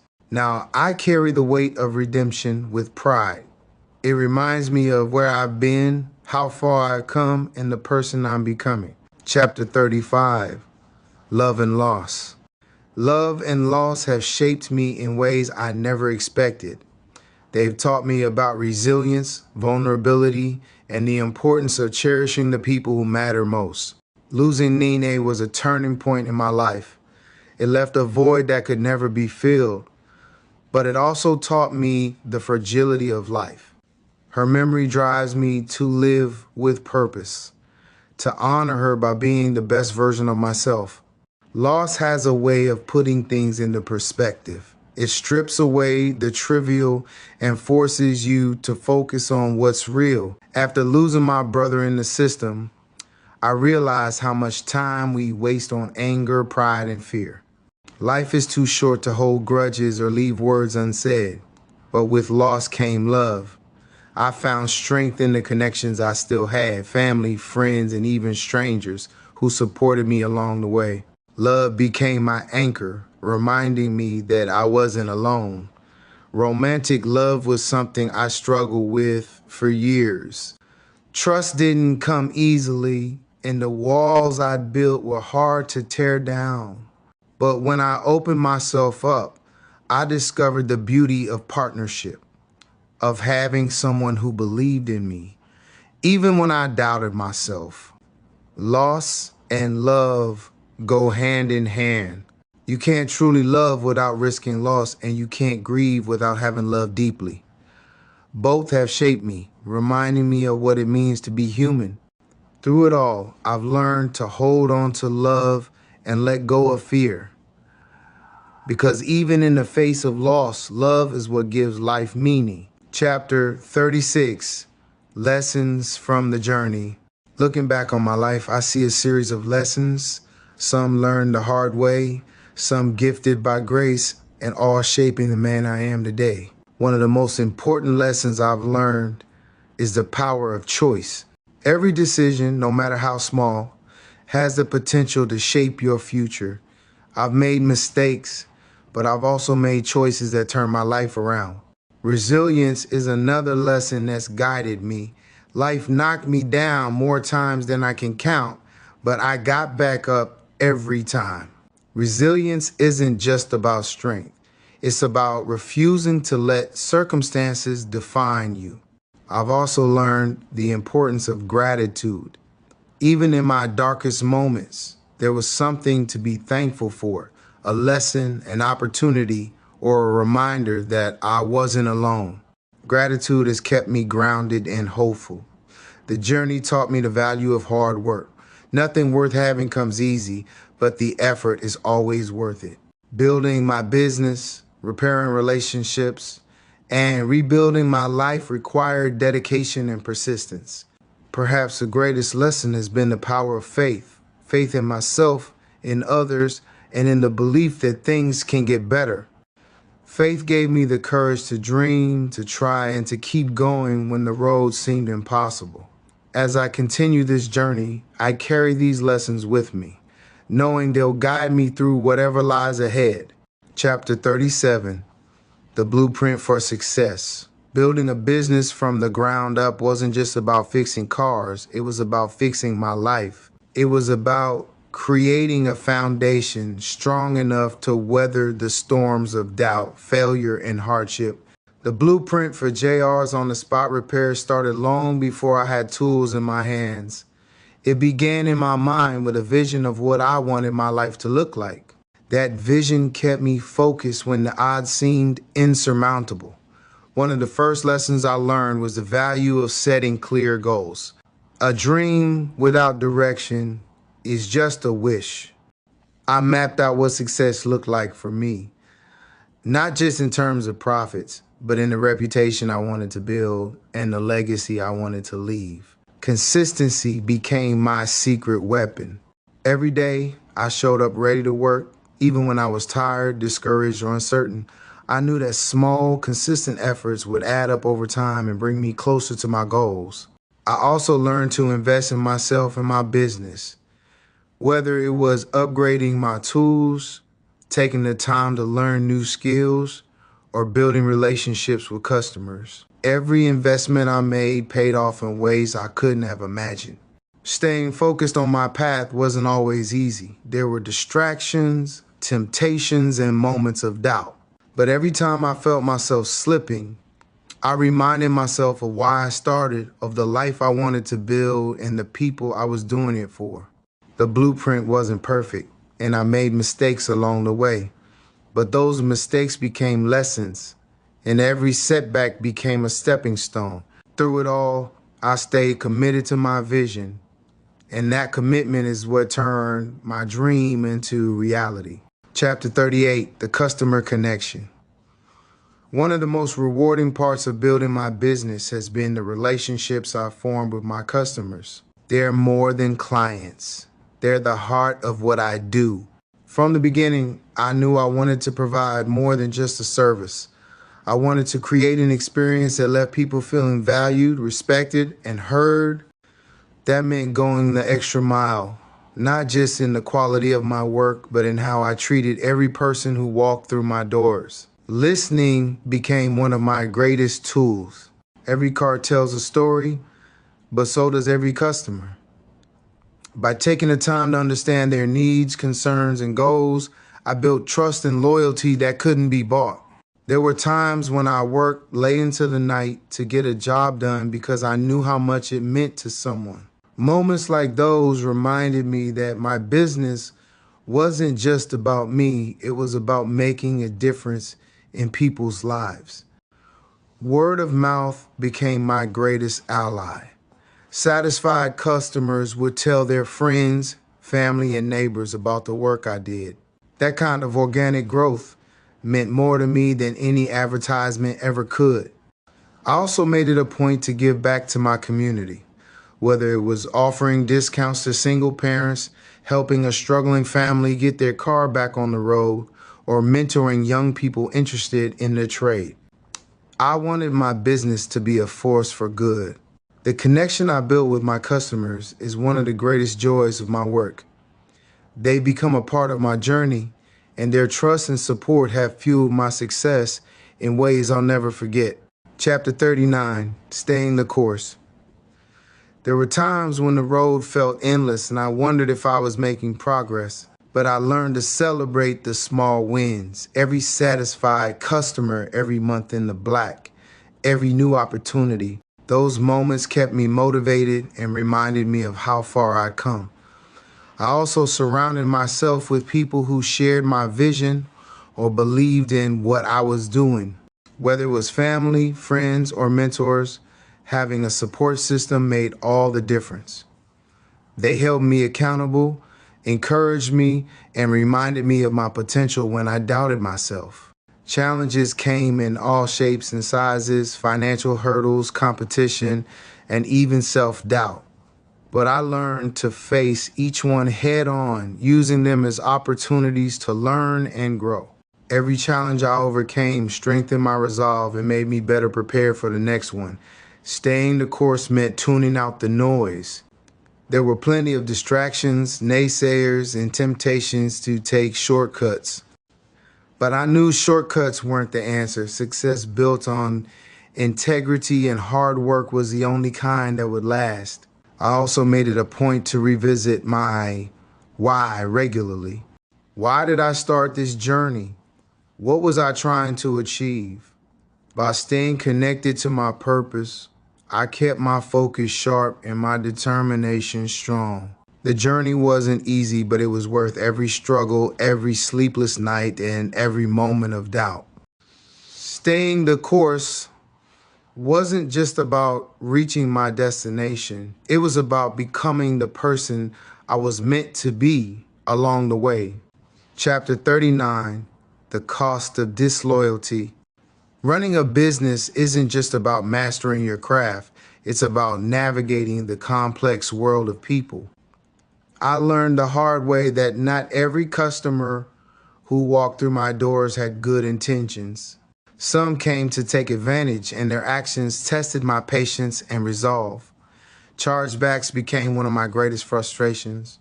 After putting in hours of work and delivering results, I'd wake up to find payments reversed without any explanation.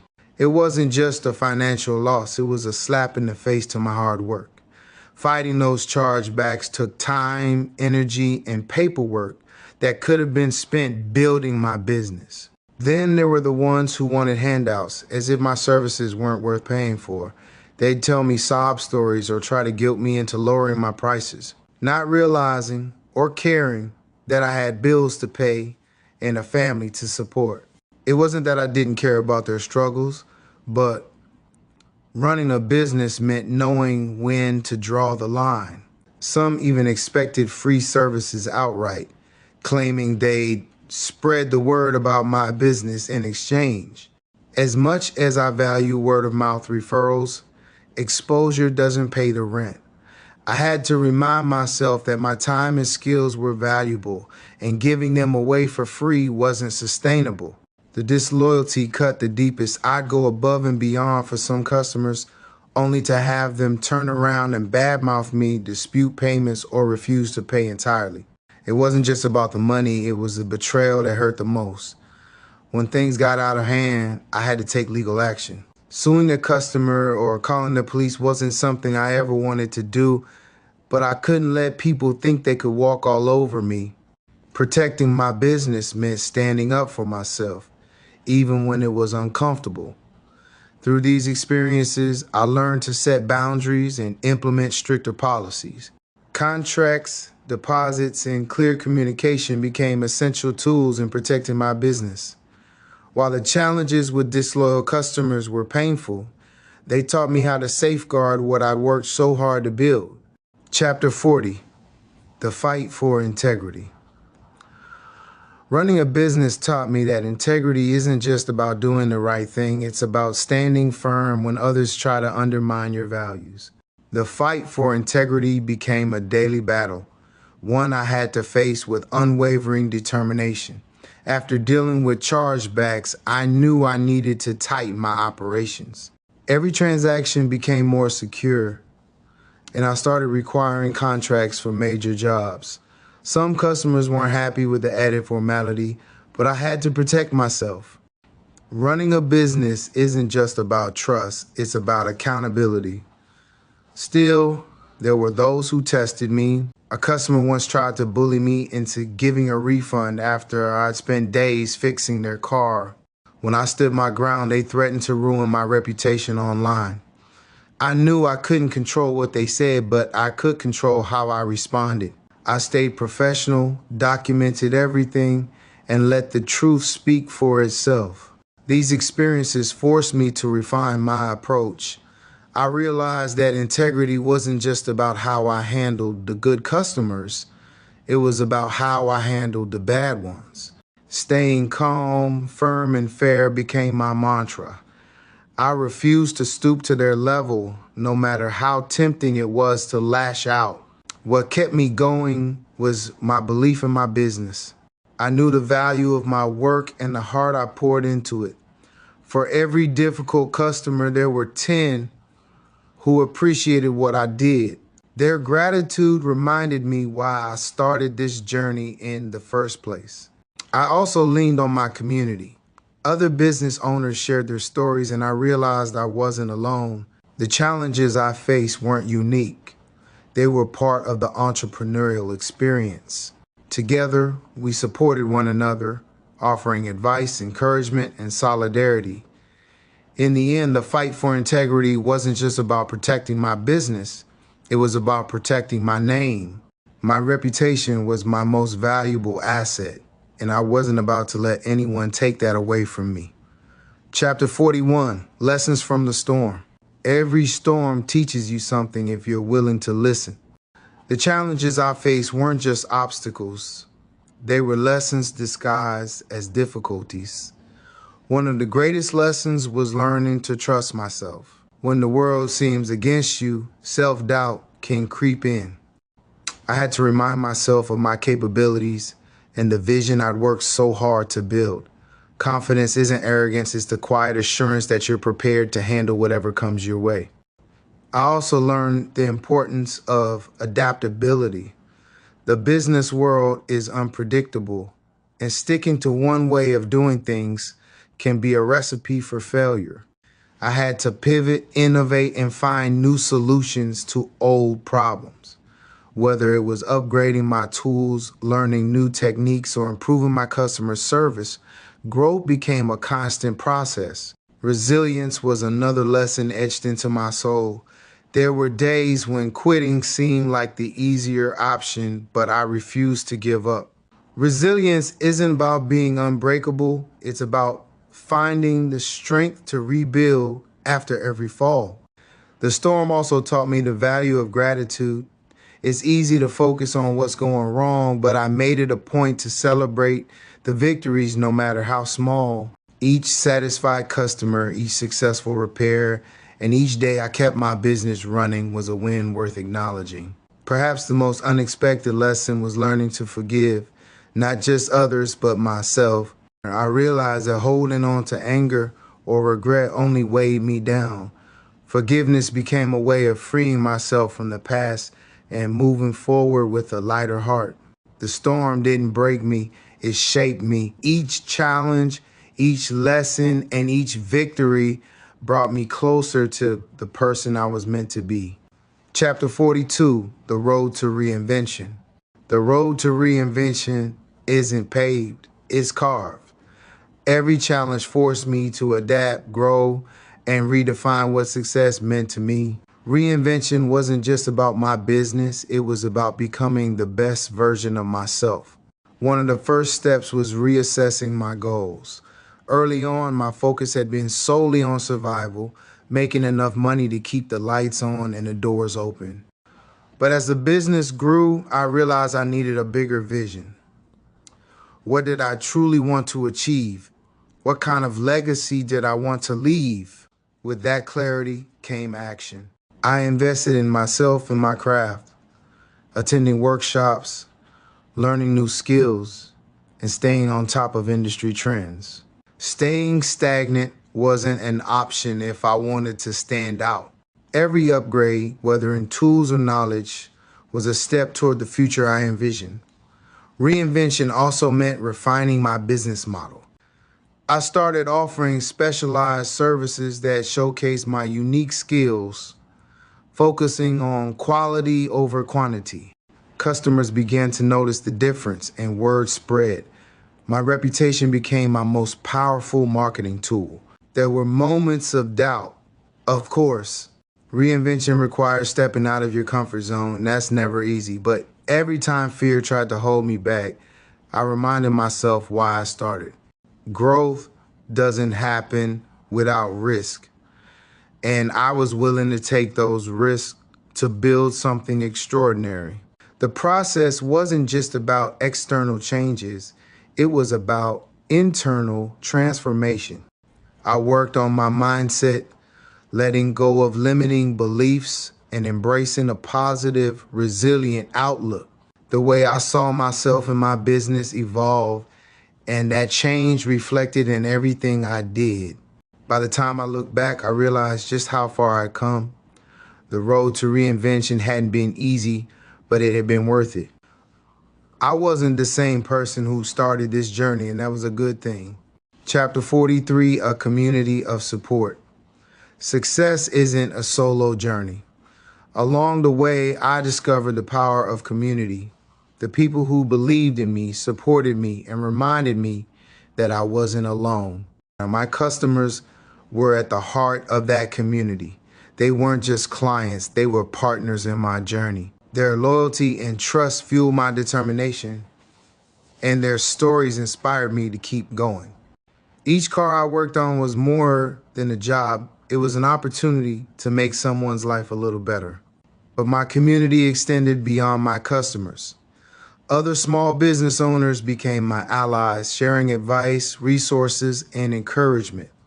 We understood each other's struggles and celebrated each other's successes.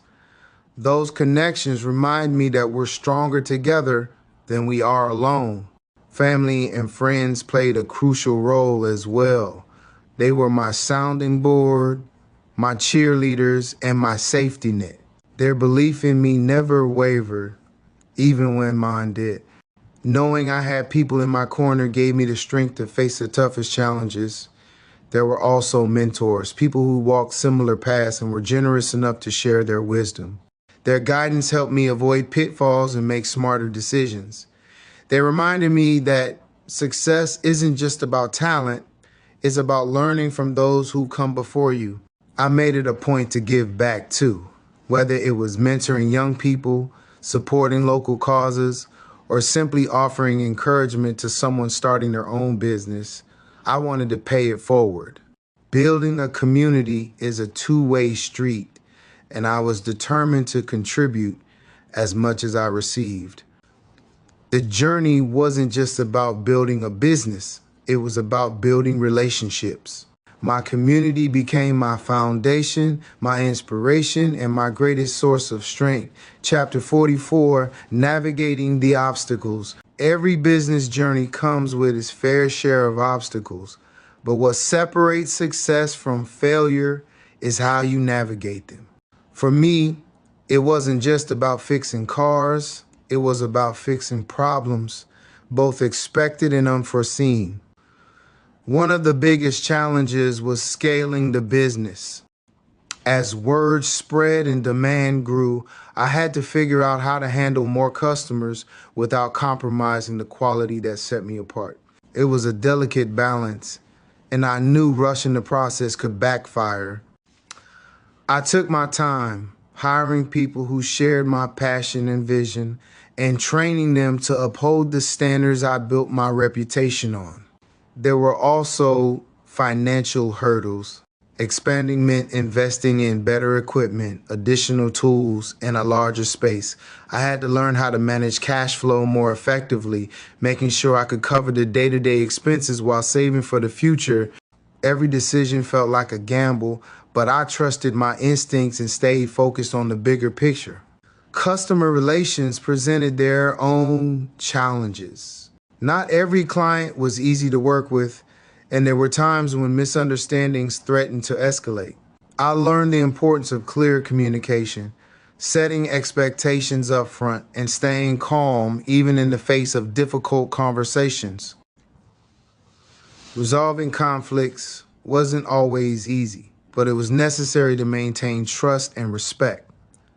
Competition was another obstacle I had to face. Other businesses in the area were vying for the same customers, and some resorted to undercutting prices or spreading misinformation.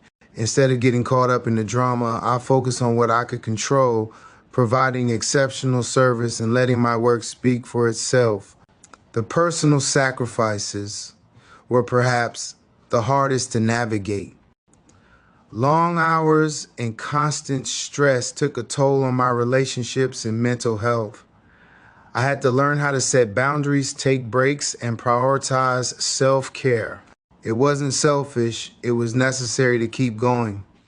Looking back, every obstacle I faced was an opportunity to learn and grow. They forced me to think creatively, push my limits, and find solutions I didn't know I was capable of. Those challenges didn't define me, they refined me. Chapter 45, The Evolution of Excellence. As my business evolved, so did my understanding of what excellence truly meant. It wasn't just about delivering a flawless product. It was about creating an experience that customers would remember and talk about. The first step in that evolution was refining my craft.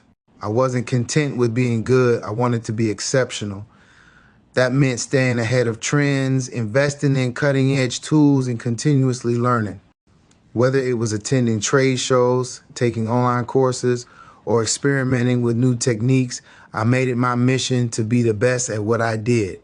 But excellence wasn't just about technical skills. It was about building relationships with my customers. I took the time to understand their needs, explain the process, and ensure they felt valued. People don't just remember the work you do, they remember how you make them feel. I also focused on the little details that set my business apart. Whether it was following up with customers after a job, offering transparent pricing, or creating a welcoming environment. I wanted every interaction to reflect the values I built my business on. Those small touches made a big difference. As the business grew, I realized that excellence wasn't a destination, it was a journey. It required constant effort, attention to detail, and a commitment to never settling for less. There were moments when I felt like I'd reached the top, only to discover there was another level to climb. Excellence also meant holding myself accountable. When mistakes happened, and they did, I owned up to them and made things right. Perfection wasn't possible, but integrity was. Customers respected honesty, and I earned their loyalty by being upfront and fair. Ultimately, the evolution of excellence was about aligning my work with my purpose. It wasn't just about fixing cars, it was about building trust, solving problems, and creating something I could be proud of. Excellence wasn't just what I did, it was who I was. Chapter 46, The Price of Perseverance. Perseverance has a price, and as much as I believed in my journey, the sacrifices it demanded often weighed heavily on me. There were days when the exhaustion felt insurmountable, but I kept pushing forward because I knew what was at stake, not just my business, but my legacy. Late nights became routine. I'd often find myself in the shop until the early hours, troubleshooting a stubborn issue or perfecting a project. My hands bore the scars of hard work, and my body often reminded me of its limits. But every ache and every sleepless night felt worth it when I saw a satisfied customer drive away. Financial stress was another constant. Balancing investments in the business with personal expenses sometimes left me walking a tightrope. There were moments when I questioned if I'd taken on too much, but giving up wasn't an option. I found creative ways to stretch every dollar, knowing that each small win brought me closer to stability. Relationships suffered too. Friends and family didn't always understand the level of commitment required to build something from the ground up. Misgatherings, broken promises, and the ever-present tug of guilt became part of my reality. Still, I held on to the hope that one day the fruits of my labor would justify the sacrifices. The emotional toll was perhaps the hardest part. There were days when self-doubt crept in, whispering that I wasn't doing enough or that I wasn't capable of succeeding. But each time I silenced those doubts by focusing on the progress I made. I reminded myself that perseverance wasn't about never falling. It was about always getting back up. Despite the challenges, I found moments of joy and fulfillment. A heartfelt thank you from a customer, a glowing review, or the sight of a restored car gleaming in the sunlight reminded me why I started. Those moments were my fuel, keeping the fire of perseverance alive. In the end, the price of perseverance wasn't just a cost, it was an investment. Every sacrifice, every challenge, and every moment of doubt paved the way for a future I could be proud of. Chapter 47, Building Bridges. As my business grew, I realized that success wasn't just about what I could achieve on my own. It was about the connections I made along the way. Building bridges with others became a cornerstone of my journey, opening doors I never knew existed. One of the first bridges I built was with local suppliers and vendors. Establishing strong relationships with them ensured I had access to the best materials and tools at fair prices. It also created a network of support, people who had my back when I needed a favor or faced unexpected challenges. Collaborating with other small businesses was another game changer, whether it was partnering on community events, referring clients, or sharing resources. These collaborations helped us all thrive. We weren't just competitors, we were allies in a shared mission to succeed. Giving back to the community became a priority too. I started volunteering my time and skills, offering discounted services to those in need, and sponsoring local events. These acts of goodwill didn't just benefit others, they reinforced my sense of purpose and reminded me why I started this journey. Building bridges with customers was equally important. I made it a point to listen to their stories, understand their needs, and treat them with respect. Over time, those relationships turned into trust and loyalty, and many of my customers became lifelong supporters of my business. I also reached out to mentors and industry experts, seeking their guidance and learning from their experiences. Their advice helped me avoid costly mistakes and navigate the complexities of running a business. They taught me that humility and a willingness to learn are key ingredients for success. These connections weren't just professional, they were personal. Each bridge I built added depth and richness to my journey, reminding me that we're all in this together. Success is sweeter when it's shared, and the bridges I built became the foundation for a stronger, more resilient future. Chapter 48, Lessons in Loyalty.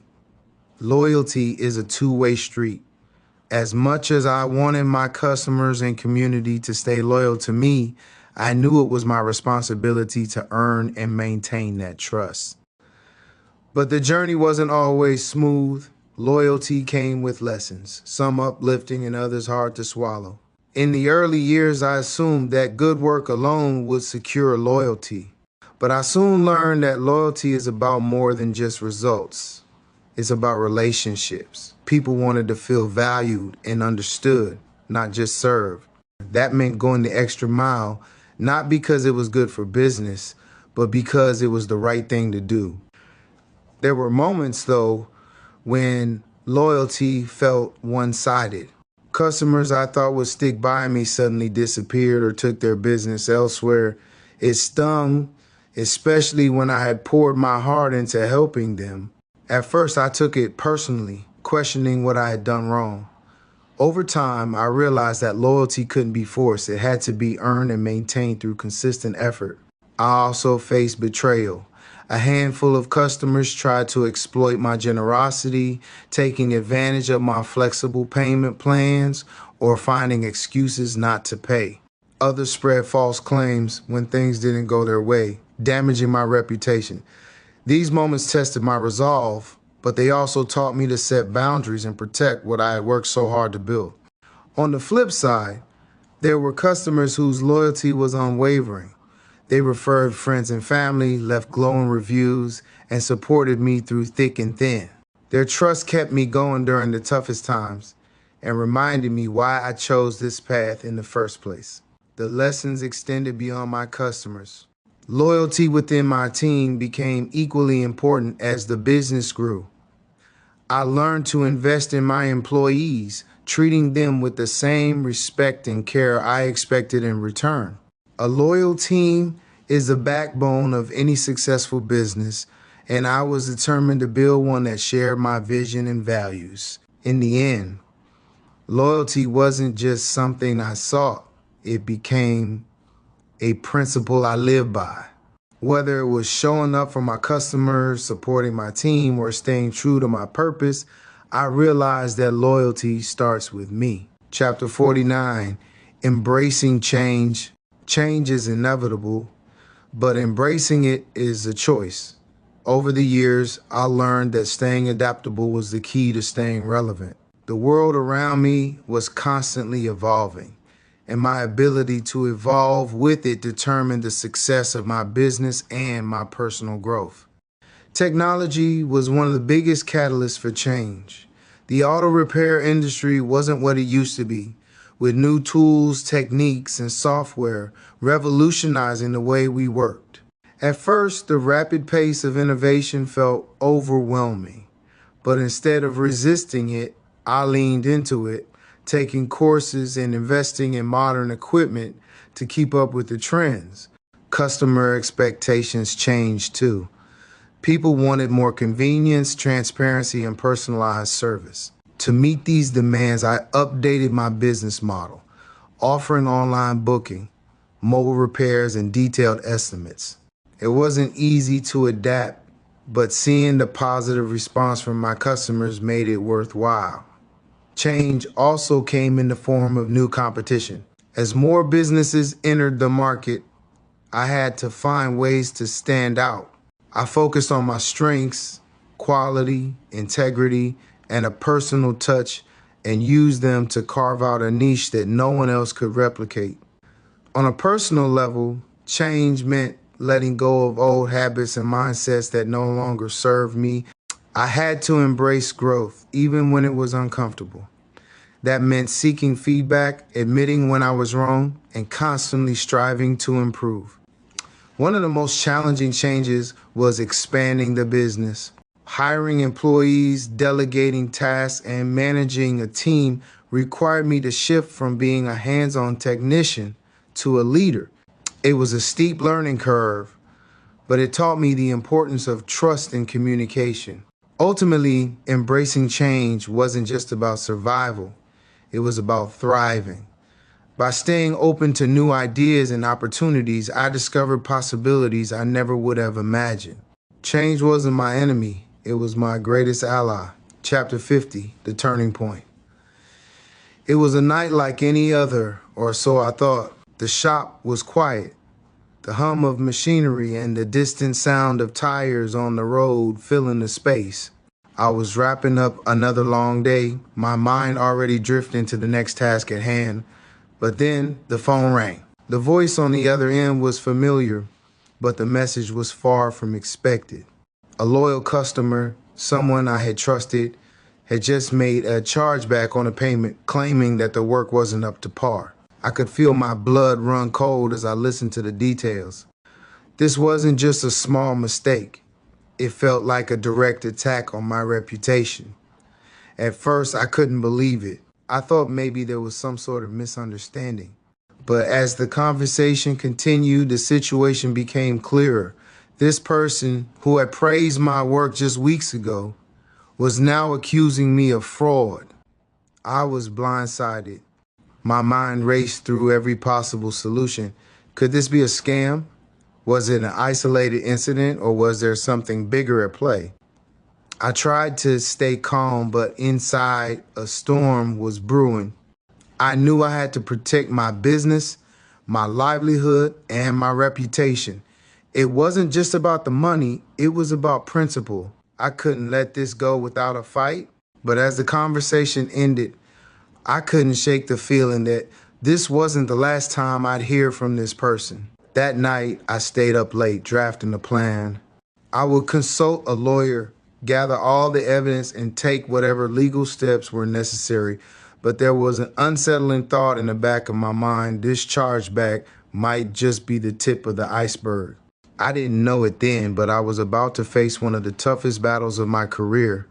The event set in motion that night would challenge everything I built. The phone call was just the beginning of a larger fight I wasn't fully prepared for. As I hung up the phone, a chilling thought crossed my mind. What if there were more people like this, waiting to tear down everything I worked so hard to build? Chapter 51, The Fallout. The days that followed were a blur of legal calls, paperwork, and sleepless nights. The chargeback had set off a chain reaction, and the fallout was worse than I could have ever imagined. Word started to spread, and before I knew it, other customers were coming forward with similar complaints. I had always prided myself on honesty and quality, but suddenly it felt like I was being attacked from all sides. Every message, every phone call felt like another blow. Some clients were asking for discounts, others demanding free services, and a few even threatened legal action. It wasn't just the money, it was the way it made me feel, as if all the trust I had built was being ripped away in an instant. I could feel the pressure mounting and the doubt creeping in. Was I doing something wrong? Was I failing my customers? I had always believed in my business and my ability to deliver quality work, but now I was questioning everything. The uncertainty was suffocating, and I started to wonder if I had made a mistake in trusting people so freely. I decided to take action. First, I reached out to my lawyer, determined to fight back against the chargebacks and false accusations. I knew it wasn't going to be easy, but I couldn't just let this slide. I had to protect my business, my name, and my legacy. The strain started to show in my personal life as well. Late nights at the shop turned into even later nights at home, going over documents and preparing for the legal battle ahead. My mind was consumed with the details of the case, and I began to shut out everything else. Friends and family noticed the change in me, but I didn't have the energy to explain. Then came the knock on the door, the police. They were investigating a case of fraud that had been tied to my business, and suddenly I felt like my whole world was unraveling. The walls were closing in, and I had no idea who I could trust anymore. As the officer handed me the paperwork, a thought gnawed at the back of my mind. What if I was wrong about everything? What if the people I had worked with for years had been deceiving me all along? Chapter 52, The Revelation. It all came to a head one evening when I was working late, drowning in paperwork, emails, and phone calls. The weight of it all was starting to break me down. I'd been questioning my every decision, doubting my ability to navigate this storm. Just when I felt like I couldn't keep going, I received a call that changed everything. The voice on the other end was calm, almost soothing, but the message was heavy. It was a business partner from years ago, someone I hadn't heard from in a while. They'd been following the recent events surrounding my business and wanted to offer help. At first, I was skeptical. Everyone seemed to have an opinion on how I should handle things, but this felt different. There was something about the tone of their voice that gave me hope. They told me something I hadn't considered. Someone I had trusted for years was at the center of the sabotage. This person, who I once considered a friend and ally, had been quietly spreading lies and manipulating customers. It hit me like a ton of bricks. The betrayal stung, but at the same time, it gave me clarity. Now I knew who I was up against, and I was no longer in the dark. In that moment, I realized something powerful. I wasn't alone in this. Despite the obstacles, there were people who believed in me, who had my back even when I felt like I had no one. I didn't have to face this fight by myself, and most importantly, I didn't need to let the betrayal define me. I could rise above it. I took a deep breath, letting the weight of the revelation sink in. The path forward wasn't going to be easy, but now I had the clarity I needed to fight back. I could see the light at the end of the tunnel. The people who had truly supported me, those loyal customers, the team that had stood by me were still there, and I would fight for them, for my business, and for the future I was building. With renewed determination, I set my plan into motion. I began to gather all the evidence, making sure I had everything in order before confronting the traitor within my circle. The journey ahead would be a test of everything I'd learned, but I wasn't afraid anymore. I knew that with faith, resilience, and a clear mind, I could weather any storm. As I sat there reflecting on everything that had led me to this moment, I felt a sense of peace wash over me. I had been through hell and back, but I had never given up. I wasn't just building a business, I was building a legacy. And no one, not even the people who sought to tear me down, could take that away from me. Chapter 53, The Fight Within. The battle wasn't just external, it was internal too. As I faced the adversaries who were trying to destroy everything I'd built, I realized that I had to confront my own doubts, my own fears. In the quiet moments, when the weight of the world seemed to press in, I would question whether I was strong enough to keep going. But it was in those moments of uncertainty that I learned something vital. My strength didn't come from avoiding challenges, it came from facing them head on. It wasn't about being perfect or having all the answers. It was about taking one step at a time, no matter how difficult that step might be. Through it all, I found clarity in the silence. I began to embrace my faith in a way I hadn't before. I knew I wasn't alone in this fight. I could feel the support from those who truly cared about me, and I could sense the divine strength guiding me forward. There was a peace that came from knowing that the journey, as tough as it was, had a purpose. It wasn't long before the truth started to come to light. The person behind the sabotage was exposed, and their actions were uncovered for all to see. It was a bittersweet victory. On one hand, I felt relief knowing that I was vindicated, but on the other hand, I mourned the loss of a relationship that had once meant so much. But that loss opened the door to something greater. I realized that some relationships were meant to be left behind, no matter how painful that may be. I didn't need to carry the weight of betrayal with me any longer. I had a new vision, one that focused on building, not tearing down. The battle wasn't over yet, but I knew I had won the most important victory of all. I had found my peace. The journey ahead was full of promise, and no matter what challenges lay in my path, I knew that I was ready. As I sat back and looked at how far I had come, I couldn't help but feel a deep sense of gratitude. The road had been long and hard, but it had shaped me into the person I was meant to be. And now nothing could stop me from achieving the legacy I had dreamed of. Chapter 54, The Legacy.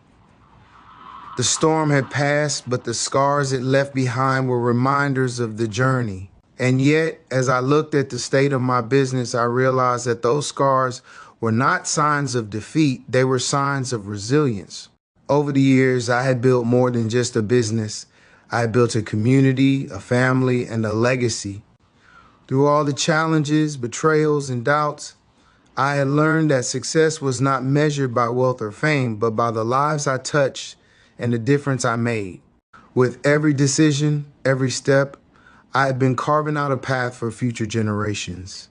The legacy I had built wasn't just for me, it was for my children, my community, and all those who believed in the dream. My success was their success, and together we would continue to build something that would outlast us all. Now, as I stand at the crossroads of the future, I see a world full of opportunity. I've faced my fears, overcome obstacles, and learn lessons that will stay with me for the rest of my life. The journey wasn't easy, but it was worth it. And now it's time to take everything I've learned and share it with others. I've learned that no matter how many times life knocks you down, you can always get back up. The key is not in avoiding the struggles, but in embracing them and using them as stepping stones. Each challenge, each setback was simply a lesson in disguise, preparing me for the greatness ahead. And so, as I look toward the horizon, I feel a deep sense of peace. The legacy I've built isn't just in the business I've created, but in the lives I've touched along the way. The journey may have been difficult, but it has been filled with purpose, and now I am ready to pass that legacy on to the next generation. In the end, I've realized that true success isn't about wealth or recognition. It's about leaving behind something meaningful, something that will endure long after I'm gone. And as I continue to build my future, I know that my legacy will live on, inspiring others to rise, to dream, and to build, just as I did.